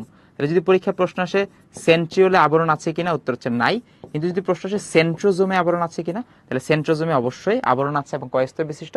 দুই স্তর বিশিষ্ট। তাহলে দেখো, চিত্র যদি দেখে দেখে বুঝে পড়তে পারি, তাহলে এখান থেকে পুরা চিত্রটার নাম হচ্ছে সেন্ট্রোজোম, যার মধ্যে আবরণ আছে দুই স্তর বিশিষ্ট। ভিতরে যে আমরা দুইটা সিলিন্ডার দেখাইছি, এই দুইটা সিলিন্ডার আছে, এই দুইটা সিলিন্ডার নাম হচ্ছে সেন্ট্রিওল, যার কোনো আবরণ নাই। তাহলে আমরা সেন্ট্রিওলে কোনো আবরণ পাচ্ছি না, কিন্তু সেন্ট্রোজোমে আবরণ পাবো দ্বিস্তর বিশিষ্ট। এছাড়া যে আমি হলুদ কালার ডট ডট জিনিসগুলোকে দেখাইছি, এটা হচ্ছে একটা তরল অংশ বা সাইটোপ্লাজম, এবং এই তরল অংশগুলোকে আমরা বলবো সেন্ট্রোস্ফিয়ার। তাহলে আমরা তিনটা শব্দ পেলাম, খুবই কাছাকাছি শব্দ। একটা হচ্ছে সেন্ট্রিওল, একটা সেন্ট্রোজোম, আর একটা হচ্ছে সেন্ট্রোস্ফিয়ার। তাহলে সেন্ট্রোস্ফিয়ার হচ্ছে তরল অংশ বা সাইটোপ্লাজম, ঠিক আছে। স্ফিয়ার শব্দের অর্থ হচ্ছে তরল। তাহলে টোটাল গঠনটার নাম সেন্ট্রোজোম, তার মধ্যে সিলিন্ডারের মতো অংশগুলোর নাম সেন্ট্রিওল, আর ভিতরে তরলটাকে বলা হচ্ছে সেন্ট্রোস্ফিয়ার। ক্লিয়ার? ওকে, এবার দেখো তো আমি কয়টা সিলিন্ডার রাখছি? দুইটা সিলিন্ডার। এই দুইটা সিলিন্ডারকে একসাথে বলা হচ্ছে ডিপ্লোসোম। তাহলে ডি থেকে আরেকটা কথা মনে রাখবো, ডিপ্লোসোম। তাহলে সেন্ট্রিওল যখন জোড়ায় জোড়ায় থাকে তাকে বলা হয় ডিপ্লোসোম, মনে থাকবে। সেন্ট্রিওল যখন জোড়ায় জোড়ায় থাকে তাকে বলা হচ্ছে ডিপ্লোসোম। ওকে, এখান থেকে এবার তোমাকে আটকানোর মতো আর বিশেষ কোনো জায়গা নাই। আমরা দেখলাম সেন্ট্রিওল। সেন্ট্রিওল পড়ার সময় আমরা একটা কথা মাথায় নিয়ে আসবো, বিসিডি। বি মানে বেন্ডেন, বি মানে বোভেরি, আবিষ্কারকের নাম বেন্ডেন এবং নামকরণ করেন বোভেরি। সি মানে সেন্ট্রিওল অনুপস্থিত, কোথায় কোথায় অনুপস্থিত? উত্তর হচ্ছে দ্বীপা। ডি মানে ডায়াটম, ওয়াই মানে ইস্ট, এ মানে হচ্ছে, পি মানে হচ্ছে প্রোক্রিওটিক, এ মানে হচ্ছে এনজিওস্পার্ম। এনজিওস্পার্মের বাংলা হচ্ছে আবৃতবীজী উদ্ভিদ। তাহলে আম, জাম, কাঁঠাল, কলা, লিচু, তাদের বীজগুলা ফলের ভেতরে আবৃত অবস্থায় থাকে, তাদেরকে বলা হচ্ছে আবৃতবীজী উদ্ভিদ। তাহলে কোথায় কোথায় অনুপস্থিত?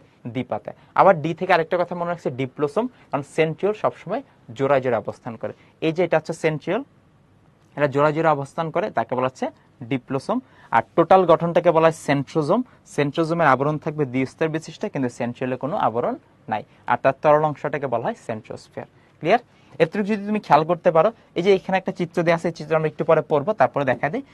এই যে আমরা একটা সিলিন্ডার রাখছি, সিলিন্ডারটাকে বের করে নিয়ে আসে, আশা করি এরকম গঠন দেখা যায়। তাহলে দেখো এরকম গঠনে এই পুরোটা হচ্ছে তিনটা একসাথে আছে, তাকে বলা হচ্ছে ট্রিপলেট। দুইটা ট্রিপলেট, তিনটা, চারটা, পাঁচটা, ছয়টা, সাতটা, আটটা, নয়টা। তার মানে এক একটা সেন্ট্রালের মধ্যে আমরা এই যে তিনটা তিনটা করে পাচ্ছি, তাদেরকে বলতেছি আমরা ট্রিপলেট।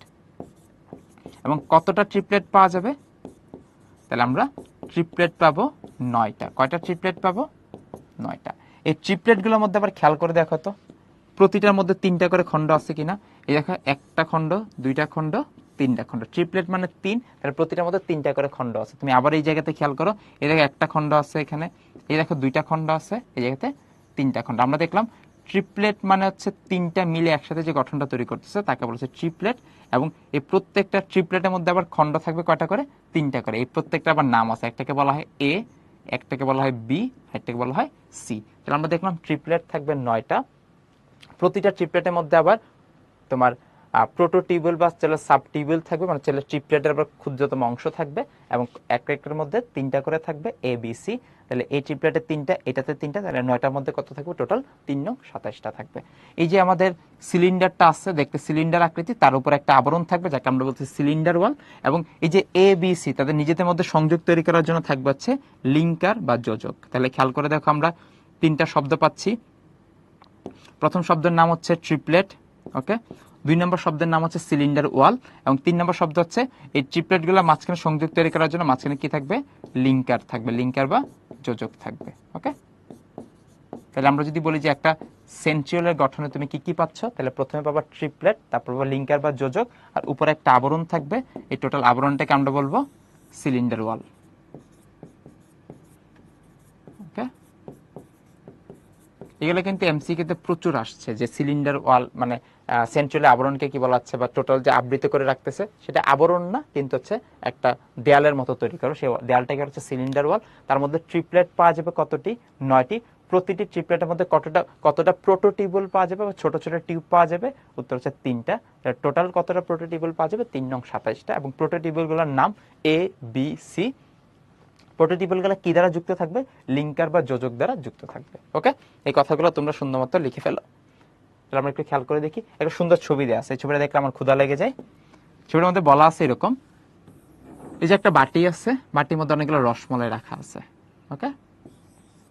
এবং তার মধ্যে বাকি যে রসমালাই যে তরল অংশটা আছে বা দুধ অংশ যেটা আছে, এটা দেখানো আছে। তাহলে পুরো গঠনটাকে আমরা কি বলবো? পুরো বাটি সহ গঠনটাকে আমরা বলবো হচ্ছিল সেন্ট্রোজোম। আমরা একটু আগে পড়ে আসছি, পুরো গঠনটাকে আমরা বলবো সেন্ট্রোজোম, ওকে। তার মধ্যে এই প্রতিটা রসমালাইকে আমরা বলবো হচ্ছে সেন্ট্রিওল, আর তার ভিতরে যে তরল অংশটা আছে সেই তরল অংশটাকে আমরা বলবো হচ্ছে সেন্ট্রোস্ফিয়ার। ক্লিয়ার? তাহলে এই 3টা শব্দ আমাদের সুন্দর মতো আলাদা করে ফেলবো, যার মধ্যে আবরণ নাই কোথায়? সেন্ট্রিওলে কোনো আবরণ নাই, আর এই সেন্ট্রোজোমের মধ্যে দ্বিস্তরী আবরণ থাকবে, ওকে। তাহলে এখান থেকে আমাদের আশা করি সেন্ট্রিওলের মাঝে আবার সেন্ট্রোজোম করতে গেল এই পেস্টটা যেটা আর কোনোদিন না লাগে। তাহলে পুরো বাটিটাকে আমরা বলতেছি সেন্ট্রোজোম, পুরো গঠনটাকে বলা হচ্ছে সেন্ট্রোজোম, তার ভেতরের অংশটার নাম হচ্ছে সেন্ট্রিওল, আর চারপাশে যে তরল অংশটা থাকে তাকে বলা হচ্ছে সেন্ট্রোস্ফিয়ার। ক্লিয়ার? ওকে।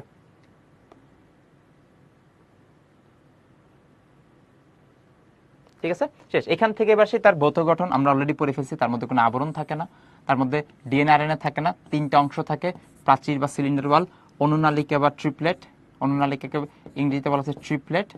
এই ট্রিপলেটগুলো আবার যুক্ত করে দিবে হচ্ছে লিঙ্কার বা যোজক। তাহলে কতটা অনুনালিকা থাকে? 9টা। এর মধ্যে আবার কতটা উপনালিকা থাকে? উপনালিকাকে বলা হচ্ছে প্রোটোটিবিউল বা ছোট নালিকা বা প্রোটোটিবিউল। এবং কতটা থাকবে? তাহলে টোটাল থাকবে হচ্ছে 27টা। 9 ইন্টু 3 টোটাল থাকে 27টা প্রোটোটিবিউল। কতটা প্রোটোটিবিউল? 27টা প্রোটোটিবিউল। মনে থাকবে? ওকে, এইগুলো কিন্তু আমরা চিত্র সহ পড়ে আসছি, জাস্ট এই চিত্র আমরা দেখে যাব। এদেরকে আমরা বলতেছি হচ্ছিল ট্রিপলেট। ট্রিপলেটের মধ্যে আবার 3টা করে খণ্ড থাকে, এই 3টা খণ্ডকে আমরা বলতেছি উপনালিকা। তাহলে 3টাকে একসাথে বলি অনুনালিকা, তাদের আবার প্রত্যেকটা শাখাকে বলি উপনালিকা। ঠিক আছে, তাহলে টোটাল অনুনালিকা থাকবে 9টা, প্রতিটার মধ্যে 3টা করে থাকবে 3, 6, 9, এভাবে করে টোটাল 27টা অনুনালিকা বা প্রোটোটিবিউল পাওয়া যায়, উপনালিকা প্রোটোটিবিউল পাওয়া যাচ্ছে। এবং তাদেরকে যুক্ত করে দিবে কে? লিঙ্কার বা যোজক। শেষ। সেন্ট্রালের কাজ, সেন্ট্রালের কাজ এক কথায় শেষ। সেন্ট্রাল বানানটা শুরু হয়েছে দন্তস্ব দিয়ে, মনে রাখতাম সুতা। সেন্ট্রালের কাজ কি তৈরি করা? সুতা তৈরি করা। কোন ধরনের সুতা ভাই? এই ধরনের সুতাগুলো হচ্ছে, ধর এটা একটা শুক্রাণু, তাহলে শুক্রাণুর মধ্যে লেজ থাকবে, তাই না? এই শুক্রাণুর যে লেজ, এই লেজটাকে আমরা সুতার সাথে তুলনা করতে পারি। শুক্রাণুর লেজ, এটা হচ্ছে এক প্রকার সুতা, এবং তার কাজ কি? শুক্রাণুটাকে চলনে সহায়তা করে। এই শুক্রাণুর লেজ হচ্ছে সুতা। তাহলে এই যে সুতাটা আছে, এটা হচ্ছে শুক্রাণুর লেজ। তাহলে শুক্রাণুর লেজ তৈরি করে দিবে কে? সেন্ট্রিওল। আমরা যখন কোষ বিভাজন পড়তে যাই, কোষ বিভাজন পড়ার সময় এরকম একটা যন্ত্র পড়ি, তাই না? এই যন্ত্রটার নাম হচ্ছে স্পিন্ডল যন্ত্র। তাহলে স্পিন্ডল যন্ত্রের প্রত্যেকটা সুতাকে আমরা কি বলি? স্পিন্ডল তন্তু। তাহলে স্পিন্ডল তন্তু তৈরি করে দিবে কে? সেন্ট্রিওল। সেন্ট্রিওলের কাজই সুতা তৈরি করা। তারপর আমরা যদি বলি যে এরকম কিছু কিছু প্রাণীর ক্ষেত্রে তার চারপাশে এরকম সুতার মতো শাখা প্রশাখা বেরিয়ে, এই শাখাগুলোকে আমরা বলতেছি হচ্ছে ফ্লাজেলা। তাহলে ফ্লাজেলার কে তৈরি করে দিবে? ফ্লাজেলা তৈরি করে দিবে সেন্ট্রিওল। তাহলে সেন্ট্রিওলের কাজ কি তৈরি করে দেয়? ফ্লাজেলা তৈরি করে দেয়। আবার কিছু কিছু প্রাণীর ক্ষেত্রে সূক্ষ্ম শাখা পাওয়া যায়, এরকম ধরো ছোট ছোট ছোট ছোট শাখা থাকবে, এই ছোট শাখাগুলোকে বলা হয় সিলিয়া। তাহলে দেখো আমাদের যদি প্রশ্ন আসে সেন্ট্রিওলের কাজ কি, তাহলে সেন্ট্রিওলের কাজ সুতা তৈরি করা। সুতাগুলো কোথায় তৈরি করে? শুক্রাণুর লেজ তৈরি করা। তাহলে এটা হচ্ছে একটা শুক্রাণু। ওকে, এটা হচ্ছে একটা শুক্রাণু। তাহলে শুক্রাণুর লেজ তৈরি করা, কোষ বিভাজনের সময় স্পিন্ডল তন্তু তৈরি করা, ফ্লাজেলা তৈরি করা, পাশাপাশি সিলিয়া তৈরি করা। তাহলে খেয়াল করে দেখো, স্পিন্ডল তন্তু তৈরি করা, সিলিয়া তৈরি করা, ফ্লাজেলা তৈরি করা, শুক্রাণুর লেজ গঠন করা। এটা ভর্তি পরীক্ষা প্রচুর আসছে, সুন্দর মতো মুখস্থ করবো। এছাড়া এস্টার রে, এস্টার রে মানে হচ্ছে এস্টার তন্তু। এরকম কোষ বিভাজন পড়ার সময় তোমরা পাবা, এই যে একটা কোষ হয়, তার এই দুই প্রান্ত থেকে এরকম রশ্মির মতো বিচ্ছুরিত হয়, সেই রেগুলাকে বলা হচ্ছে এস্টার রে। ওকে, এগুলাকে বলা হচ্ছিল এস্টার রে। তাহলে এস্টার রে এক প্রকার সুতা, এস্টার তন্তু বলা হয়। তাহলে এস্টার তন্তু কে তৈরি করে দিবে? তন্তু মানে সুতা, সুতা মানে সেন্ট্রিওল। তাহলে সেন্ট্রিওল এক কথায় উত্তর সুতা। ক্লিয়ার? সেন্ট্রিওল থেকে আমরা পড়লাম সেন্ট্রিওলের গঠন, গঠনের পরে তার মধ্যে থেকে তার কাজ। সেন্ট্রিওল পরীক্ষা আসলে তোমার মাথায় চলবে বিসিডি, বি ব্যান্ডেন বোভেরি, সি মানে সেন্ট্রিওল, নাই কোথায়? দ্বিপাতে। দ্বিপাত মানে ডায়াটম, ইস্ট, প্রোক্রিয়াটিক এবং এনজিওস্পার্ম।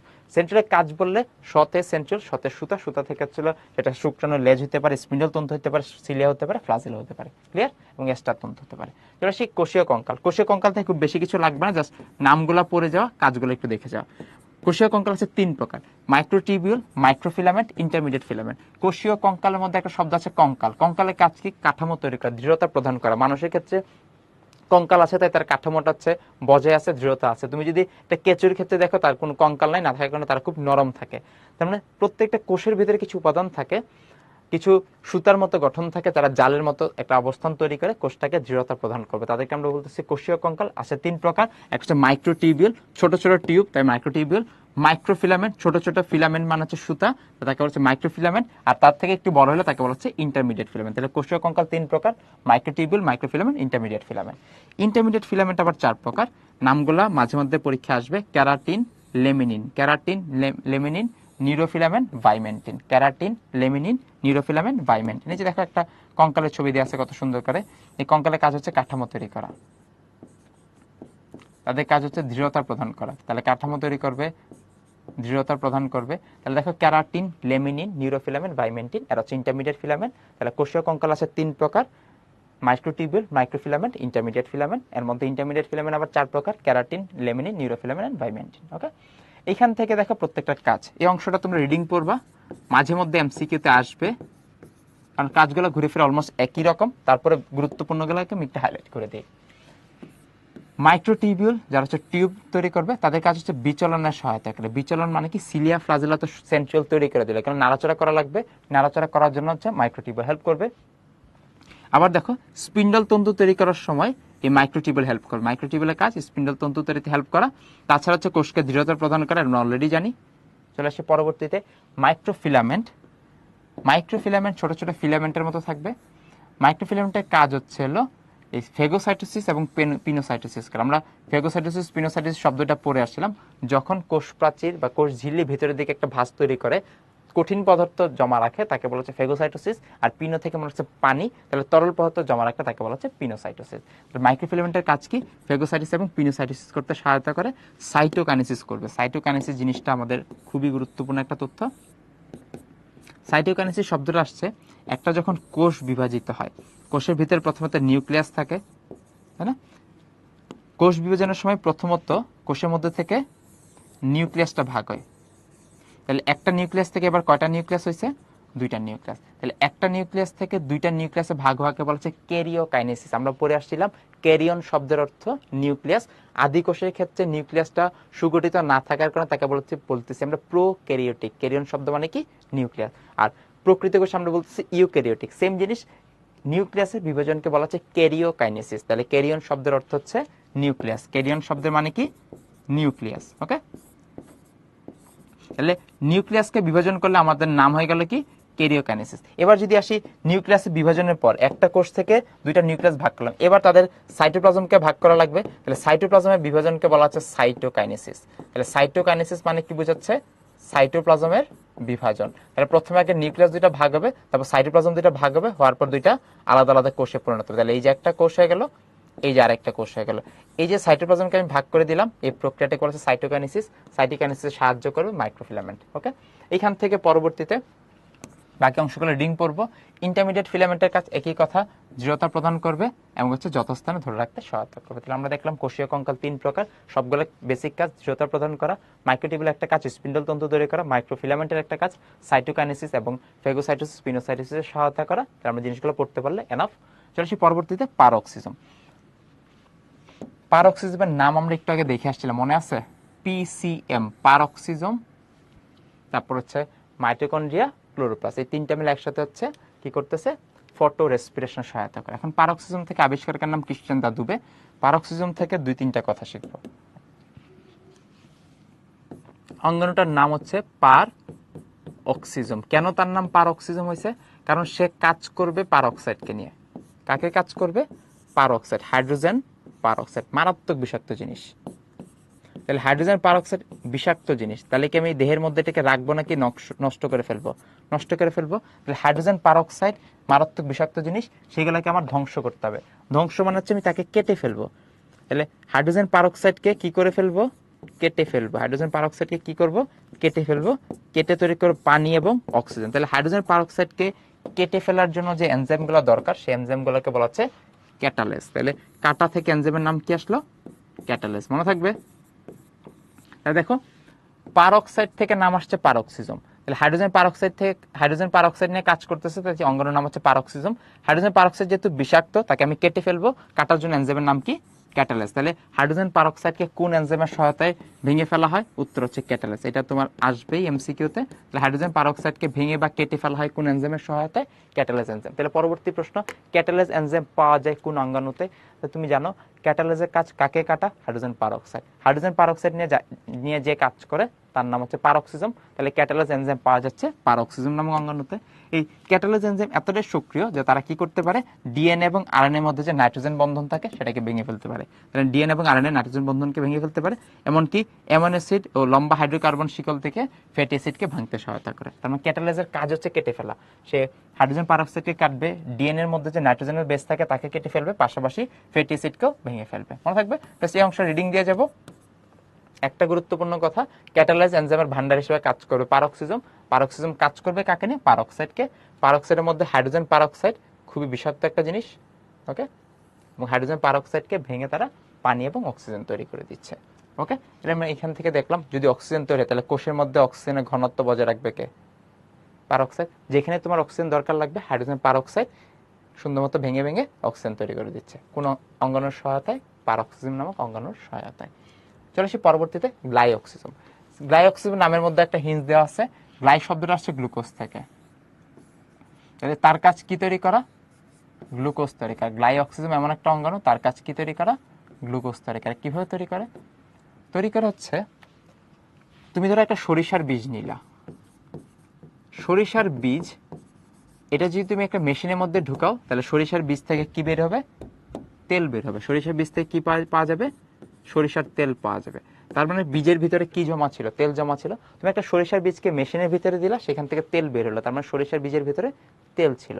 আবার সেই বীজটা যদি তুমি মাটিতে রোপণ করো, বীজ থেকে চারা গজাবে। তাহলে একই সাথে তুমি মেশিনে দিলে তেল পাচ্ছ, মাটিতে রোপণ করলে তুমি চারা পাচ্ছ। এখন চারাটা যখন বড় হয়, তুমি ধরো একটা সরিষার বীজ মাটিতে রোপণ করলা, তারপর দেখবে যে এখান থেকে আস্তে আস্তে করে একটা নতুন গাছ বেরোচ্ছে, নতুন একটা গাছ বেরোচ্ছে, এরকম একটা নতুন একটা গাছ বেরোচ্ছে, সরিষা গাছ।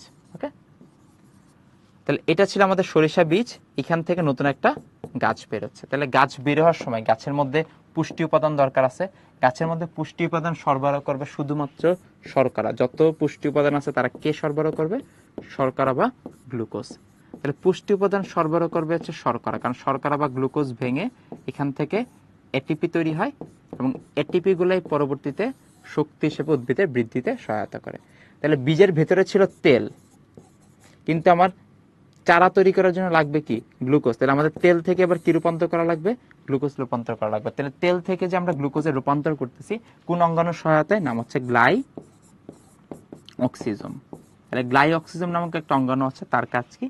বীজের মধ্যে সঞ্চিত তেল বা চর্বিগুলাকে গ্লুকোজে রূপান্তর করা। দেখো বলা আছে বীজ যখন অঙ্কুরোদ্গম হয়, অঙ্কুরোদ্গম সময় তার ভিতরে জমে থাকা লিপিডকে ভেঙে কিসে রূপান্তর করা?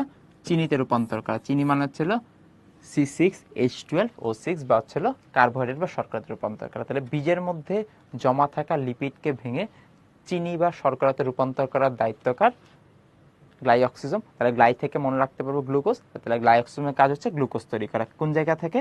তেল থেকে গ্লুকোজ তৈরি করা।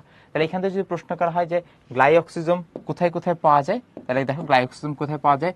ছত্রাকের মধ্যে গ্লাই অক্সিজম পাওয়া যায়, স্টের মধ্যে পাওয়া যাবে, নিউরোস্পোরা নামক এক ধরনের ছত্রাক আছে সেখানে পাওয়া যাবে। তার পাশাপাশি হচ্ছে তৈলবীজ, যে বীজগুলোতে তেল থাকে তাদের মধ্যে গ্লাই অক্সিজম পাওয়া যায়, কারণ পরবর্তীতে তেলগুলোকে ভেঙে তারা চিনিতে রূপান্তর করতে পারে। ওকে, দেখো বীজের লিপিড সঞ্চয় কোষেদেরকে পাওয়া যায়। ওকে, তাহলে আমরা কাজগুলো খেয়াল করে দেখি। লিপিডের বিপাকে সহায়তা করবে, লিপিডকে ভেঙে চিনিতে পরিণত করবে, নাইট্রোজেন বিপাকে সহায়তা করবে। তার আরেকটা কাজ হচ্ছে কি? গ্লাই অক্সালের চক্রের মাধ্যমে শ্বসন প্রক্রিয়ায় শক্তি উৎপন্ন করবে। এটা আলটিমেট কাজ কি? শক্তি উৎপাদন করা। তাহলে কোন চক্রের সাহায্যে? গ্লাই অক্সালের চক্রের সাহায্যে শক্তি উৎপাদন করবে। তাহলে তেল বিন্দু বা ছিল লিপিড সঞ্চয় যতগুলা তেল বীজ, যতগুলা বীজ আছে সবগুলোর মধ্যে গ্লাই অক্সিজম পাওয়া যাচ্ছে। তেল বীজ, লিপিড সঞ্চয় বীজ, তাদের মধ্যে গ্লাই অক্সিজম পাওয়া যাবে। তার কাজ তেল বিন্দু বা যত যত লিপিড আছে তাদেরকে ভেঙে ভেঙে গ্লুকোজে রূপান্তর করা বা চিনিতে রূপান্তর করা। যখনই একটা বীজ থেকে চারা গজাবে, বীজ থেকে যখন অঙ্কুরোদ্গম হবে, তখন চারাটাকে পুষ্টি সরবরাহ করার জন্য গ্লুকোজ দরকার, কারণ গ্লুকোজ থেকে এটিপি তৈরি হয়। তাহলে গ্লাই অক্সিজমের কাজ হচ্ছে তেল থেকে গ্লুকোজে রূপান্তর করা। এখন তেল থেকে গ্লুকোজে রূপান্তর করার সময় তোমরা একটা জিনিস খেয়াল করো, তেল কিন্তু শর্করা না, তেল হচ্ছে একটা অশর্করা। তেল হচ্ছে একটা অশর্করা। তাহলে আমরা অশর্করা থেকে কি পাচ্ছি? শর্করা পাচ্ছি। অশর্করা থেকে শর্করা তৈরি করার প্রক্রিয়াকে বলা হয় গ্লুকোনিওজেনেসিস। এই শব্দটা তোমরা জেনে রাখো, সেকেন্ড পেপার পড়ার সময় পাবা। তাহলে অশর্করা থেকে শর্করা তৈরি করার প্রক্রিয়াকে কি বলা হয়? গ্লুকোনিওজেনেসিস। নামের মধ্যে উত্তর বলা আছে গ্লুকোনিওজেনেসিস। তাহলে দেখো তিনটা শব্দ পেলাম, এর মধ্যে একটা শব্দের নাম হচ্ছে জেনেসিস। জেনেসিস শব্দের অর্থ হচ্ছে তৈরি করা। জেনেসিস শব্দের মানে হচ্ছে তৈরি করা। তাহলে জেনেসিস মানে তৈরি করা। গ্লুকো শব্দের মানে হচ্ছে গ্লুকোজ। তাহলে আমরা গ্লুকোজ তৈরি করব। ওকে, গ্লুকোজ তৈরি করব। আর একটা কথা বলা আছে নিও। নিও থেকে আমরা মনে রাখলাম, নিও থেকে মনে রাখলাম হচ্ছিল ধরো নতুন একটা উৎস।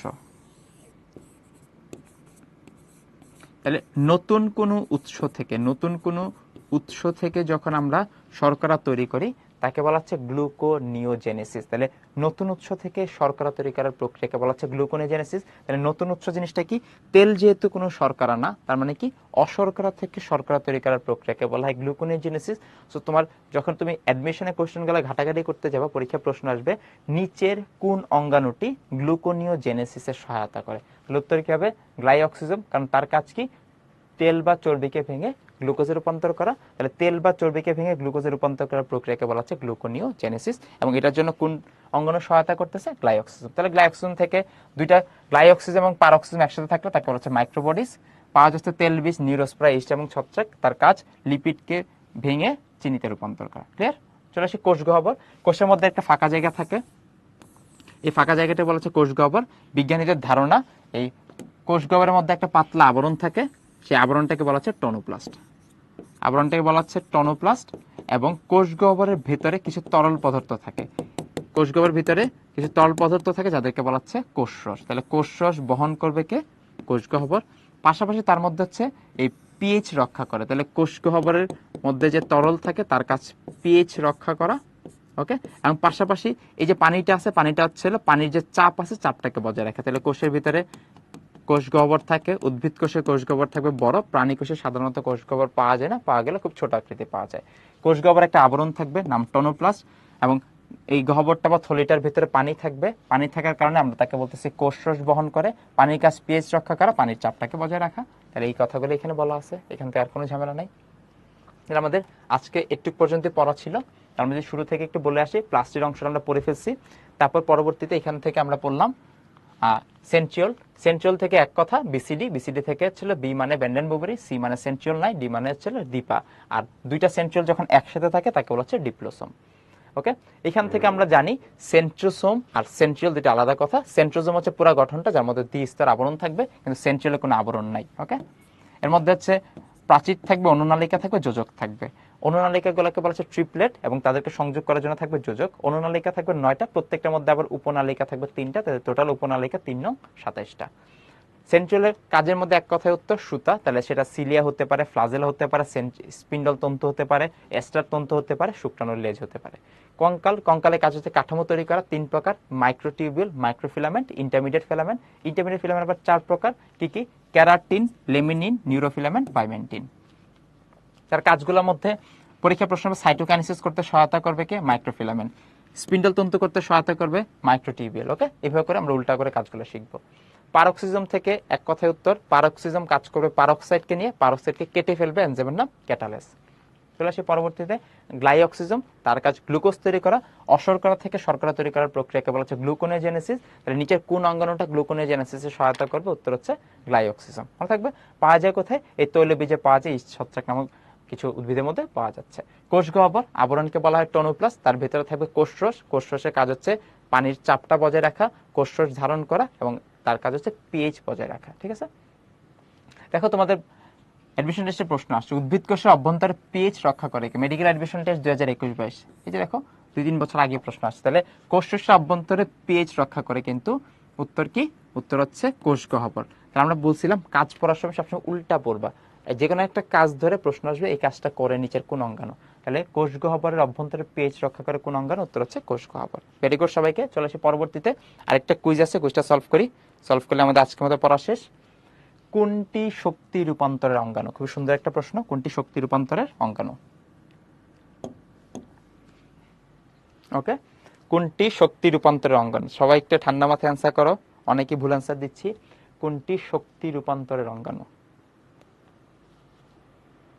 ওকে, গ্লাইঅক্সিজমের কাজ হচ্ছে গ্লুকোজ তৈরি করা। কিভাবে তৈরি করবে? যে বীজের মধ্যে যে লিপিড বা তেলগুলো জমা থাকে তাদেরকে প্রয়োজন অনুযায়ী চিনি বা গ্লুকোজে রূপান্তর করা, এবং অশর্করা থেকে শর্করা তৈরি করা হচ্ছে, লিপিড থেকে তৈরি করা হচ্ছে গ্লুকোজ। তাহলে লিপিড থেকে গ্লুকোজ তৈরি করার প্রক্রিয়াকে বলা হচ্ছে গ্লুকোনিওজেনেসিস।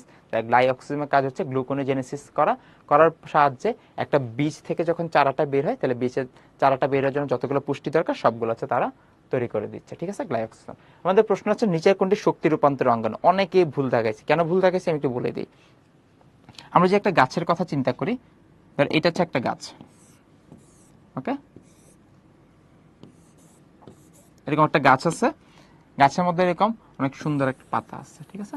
এরকম একটা গাছ নিলাম, গাছের মধ্যে আমরা একটা পাতাকে বড় করে দেখি, ধরো একটা পাতাকে আমরা জুম করে দেখলাম, একটা পাতা দেখতে যাচ্ছে এরকম, ওকে? এরকম একটা পাতার মধ্যে কি থাকে? এই পাতার মধ্যে হচ্ছে, দাঁড়াও ধরো আচ্ছা তার মূল, ওকে। এবার পাতার মধ্যে কি হচ্ছে? সূর্যের আলো থাকবে। এই যে এই পাশে ধর একটা সূর্য আছে, সূর্য থেকে প্রখর আলো বেরোচ্ছে, এই সূর্যের আলোগুলা কি করবে? সূর্যের আলোগুলা পাতার মধ্যে এসে পড়বে। পরিবেশ থেকে কার্বন ডাইঅক্সাইড, এই যে বায়ুমণ্ডলে প্রচুর পরিমাণে কার্বন ডাইঅক্সাইড আছে, এই কার্বন ডাইঅক্সাইড গুলো পাতার মধ্যে এসে প্রবেশ করবে।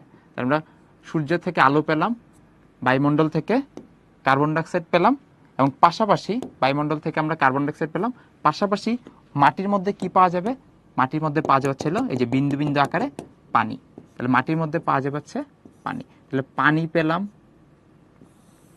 কার্বন ডাইঅক্সাইড পেলাম, সূর্যের আলো পেলাম, এবং পাতাটা দেখতে সবুজ কালার, কারণ তার মধ্যে কি আছে? ক্লোরোফিল। তাহলে পাতার সবুজ কালার বা ক্লোরোফিল অংশের মধ্যে সূর্যের আলো, কার্বন ডাইঅক্সাইড এবং পানি, এই সবগুলোকে আমরা ব্যবহার করে কি তৈরি করতেছি? এই সবগুলোকে আমরা ব্যবহার করে তৈরি করতেছি এখান থেকে প্রথমত শক্তি। এই শক্তির নাম কি? এটিপি। এই শক্তির নাম কি?